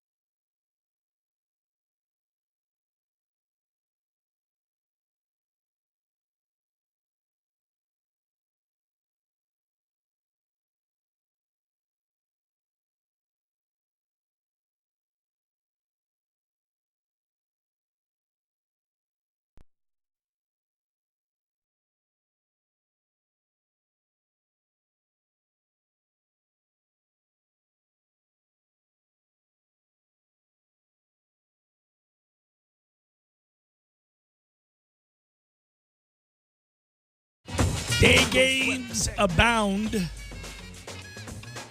So I will leave the scores alone and get to just a few night games here in a second. Before I get to that, I should mention. Well, I won't give you the final there. I don't. Maybe don't want to know. I don't know if you've checked your phone or anything, but I did see where your boy Syndergaard hit a home run today, and that puts him on the all-time list for Mets pitchers. Why? Because he's got 4 now? 5? How many has he hit? He's got a number that ties him with Tom Seaver for most home runs in a Mets uniform as a pitcher. The first one this year was glove-aided in left center field. It was not quite the Canseco off the head aided home run, but I believe it was Fowler out in St. Louis who helped him out. Syndergaard's 6th home run of his career, which ties him with Tom Seaver for 2nd on the Mets all-time list. Dwight Gooden is 1st. That makes sense. Dwight was an incredible athlete, and to stand next to him, and again, he lived on the same street I did in St. Pete, down the road just a bit, and I'd see him at the 7-Eleven on the regular. And when he was going through all of his stuff, including a lot of drugs and everything else, he would be at the 7-Eleven at odd hours, and you'd be like, "You're Dwight Gooden. You shouldn't be so publicly intoxicated here in front of the kids getting Slurpees and weird stuff like that." But he was. By the way, today's home run from Noah was not aided. It was actually oppo and driven. That's what he does. He goes left center. That's his style, man, and it's force times lever arm because that's a big lever arm. It's a tall dude. Yeah, and he needs to continue to learn how to pitch. Needs to continue the pitching part. To learn you're how not to pitch. So worried about the hitting part. When he came up, it's funny. His career, as short as it is, kind of marks the difference in baseball. When he first came up, he was one of the few starters, maybe one of the first of his kind that could throw 99, 100 the whole game, right? The whole game. outing. Mm-hmm. And so he could just throw, but not anymore, man. Anybody can throw 99 in the second inning now. So now you have to learn how to pitch. It really does. It really is crazy that while we've been on the air, and we both like baseball and we follow our teams closely, so we get to see all these teams and their relief pitchers and their starters for that matter, and we get to see how guys wowed us with 100 miles per hour and how common it is now. How we just don't even – I mean, when they flash 100, there was a time where you'd go, oh, my, either this gun is calibrated to – intentionally, you'd pick up the phone and call somebody. Yeah, certainly when it first started happening, we'd text each other. Did you see so-and-so just threw 101, in the 5th inning? Well, I'm talking about in the 90s, man. Like, if you had Randy Johnson, you're like, oh, my God, he hit 100. Hit 100, yeah. Well, I go all the way back to Nolan Ryan days, and I can remember when that happened and people talking about it like it was just, has this ever happened before? We don't know. We weren't able to gauge pitch speed back in the day, but allegedly, Bob Gibson threw 100 or whatever, but, I mean, that's insane. 3 of our starters throw 98, 99, easy breezy, in the middle innings. Not like they're saving it up because the bases are loaded and they need an out. Like, they're just going to throw it. It's 0-1, 0-2, fastball down the middle, 99, and I'm just like, yeah, it's what we do. I'd like us to pitch better, though. I'll say this. When I knew it was silly was about 5-6 years ago is when it really started to get kind of silly. The Pirates, who were bad, but they were 6 years ago they weren't bad, but they were on the cusp of being good. They had a bullpen. That's one thing I'd come in and brag about all the time was the bullpen and developing outfield. But they had guys nobody had ever heard of.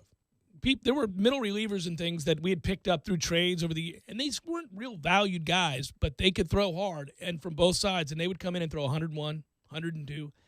And I would think, we've got 3 guys on our staff that can throw over 100? This is silly. Like, there was a time when Joel Zumaya was famous because he could throw really hard, because he could throw 100. And you're like, wow, he could do that routinely? And then he got hurt, what he claimed to be a Guitar Hero incident, because he had carpal tunnel from playing too much Guitar Hero, the video game. I don't know how true that is. But then he is lost in the pages of history. He was once a really famous reliever because of how hard he could throw, and now every bullpen should have, not does have, but they should have at least 3 dudes that could throw triple digits at some point. I still find it interesting that along the lines of launch angle for hitters, that they now develop kids to throw 100, and the kids have a routine that they start in on with the goal of, once they get stronger and put on the weight, of being able to reach 100. And I've talked about this before in referencing a conversation I had with Mike Martin Jr., who is incessantly on the road recruiting, and he sees this all the time. He'll see kids that throw in the 80s, and they're early in their high school career or something, and he'll say, oh, okay, so he's going to be highly sought after because he's going to throw 100. And they know what they're looking for. It's something to do akin to, like I said, with hitters with launch angle. It's something to do with your elbow and where it's at and how you're striding. The kids that understand the way to train the body to get to that point are now doing so at a very young age because they know their ticket to the majors is that you have to throw over 100 miles per hour. Well, and that, of course, is not good because that doesn't teach pitching. And then also in college, obviously, when they lowered the seams a few years back, that was going to add a little bit of velocity to all of the pitches because it doesn't have as much drag. Yeah, we saw it with Weaver. I mean, just think of what Jameis slider would look like if he was, had a full baseball career with the seams down. It also allows the ball to travel farther. We know all this, and it's easier for scouts to know what they're looking at. What's real and what's not, right? But even still, even with the addition, to see C.J. Van Eyck, a two-starter at Florida State, hit 95 without a problem, now that we have the gun during the game on the scoreboard. I mean, that's if you had that when I started covering the team in 2010, you'd be like, this guy's a freak. Who the hell throws 95 in a college game as a two-starter? That's just crazy. Yeah, part of the problem, too, is we started to see that the answer to the question was all of Florida's pitchers.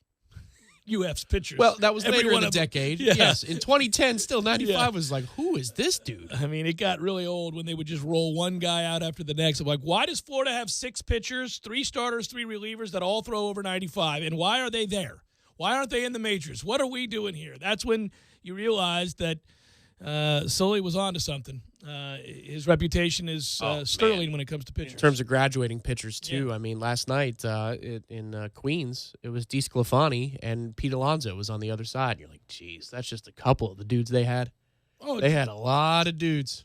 Yeah, they did, and it was a run. Actually, I've made the argument before. Now, they finally did cash it in, and so it's it's a moot point, I guess. But given what that roster was, they were the modern-day Florida State Seminoles from the 90s. That's what they were. They were the best team in college baseball for a stretch of time in which they came up short repeatedly, including having a couple of embarrassing exits out. Like Wichita State? You had a crazy loss to somebody who we were stunned they were out there to begin with, and Sully made the decision to bring in Bucky Dent's kid, a slappy with nothing. He had the #1 OPS leader in the conference sitting on the bench, and just weird decisions. He bunted. Remember that? He ate an out in a situation there. There's nothing worse than and I know obviously he's won, so it's not. Yeah, so it goes away. But there's nothing worse than just an objectively bad baseball manager. Like, that's a really lonely feeling. Like, not the debate you have here about Martin, because he's obviously done so many things, but like when you have a manager who doesn't know what he's doing. And you know it, and it's just like you're beyond the point of playing devil's advocate. It's happened so many times. You go, well, he just doesn't. He's just guessing. Modern managers that do a poor job with their teams are largely old school and have decided to completely ignore the analytics. I mean, usually the guys that make the mistakes you're talking about are doing so partly because they're obstinate and they refuse to listen to that department. I mean, every baseball team has that group now that comes down and says, hey, the geeks say this. We need to start doing this, and you either, listen, adapt or perish, and most of these guys don't keep their jobs very long. And if I sound like I have a personal, experience with that, it's because Mickey Callaway cannot manage the game of baseball, and it sucks. It's just unbelievable. Whether it's bench management or bullpen management, because I know the bullpen thing is always, it's usually a gripe. It's beyond reasonable now. I mean, this dude doesn't know what he's doing. Well, he made a huge mistake last night, and his reasoning for it was even less logical than the choice he made. It's always tough. I would prefer to have a manager who, when he goes against the book, I'll give you an example. The other night, Joe Musgrove is pitching for the Pirates, right-handed pitcher, and he's facing, I think it was Cody Bellinger. And so there's 2 outs and a runner on first and third. The game is in the balance. The Pirates are up 1-0. And 2 guys are up in the pen, ready to go. It's the 7th inning, and he is, he's looking like he's out of gas. He had been cruising, and he gave up back-to-back hits, and so you're like, okay. And then he fights like hell to get an out, gets it, does everything right, and now this is a matchup that's not going to be a good one for him. And, in fact, I think the numbers were like he's hitting 500 and something off of Musgrove. And they left him in and rope triple off the wall, and Pirates go on to lose the game. Yeah. And afterwards, Clint says, well, I know that was against what you should do. I'm not going to deny that. I wanted to give him a chance to get out of the inning. He's a tough guy, and we've pulled him a couple times this year, and the bullpen has completely let him down. And I know he wanted the ball there. He left a pitch up, and good hitters do that with a pitch that's left up, but that's why I did it. Okay. Right. Okay, I'll live with that. Right. I'll live with that. At least you knew. Last night, here we go. We got a lefty on the hill, 8th inning, and it's a big at bat now. He got 2 outs, but then he walked the next guy 4 pitches. And so Mickey goes and grabs Seth Lugo, who's our do everything. Everybody's got it, rubber band, arm guy. Yep. And so we go get Lugo, and he gets the next out. So we get to the 9th inning. You're like, all right. Okay, so tie game, bottom 9. Tie game, top 9. We were batting in the bottom of the 8th. And we bring out Edwin Diaz, our closer, in a non-safe situation. But number one rule, I hate it. 2 nights earlier, he gave up a solo jack, and we lost the game because of a home run in the 9th when he came in to pitch. Bring him in again. Guess what happens with 2 outs? 1-1 pitch down the left field line and gone. And the people, the reporters, rightfully asked him after the game, Lugo, any reason why you didn't, just continue with him? Because he can go multiple innings, no problem. And Edwin obviously had an issue with this specific situation the other night. He said, I didn't want to do that because Seth had pitched 2 of the last 3 days. The closer had pitched 3 of the last 4 days. And it's a non-safe situation. We 3 of the last 4, so that's more days, more valuable arm. And you played today at 12 o'clock. You think you might want to save that arm just in case? Just in case you got a day game after a night game, so you don't have to use him 5 out of 6 days as a closer? Don't you love it? Because there's nothing you can do. I mean, there's nothing you can do when he gives that answer, and then you're not there to argue as a reporter. Oh, sure. It's still got to be the worst because you want to go, sir. Yeah, by that logic, then you're protecting. How about you protect the better arm here? Speaking of which, let's do these probables and ride out for the evening. Go watch some baseball, shall we? Here we go. It's time for, how you say, with the pitching, probables? As I said, ton of day games today. Won't give you all the results there. You can go find that. Because if you're like me, you go back and you watch the sped-up version, which is awesome, by the way. You got the MLB app. Yeah, the condensed game. Game. I mean, it's just the pitches that matter. It's fantastic. You get it out of there pretty quickly.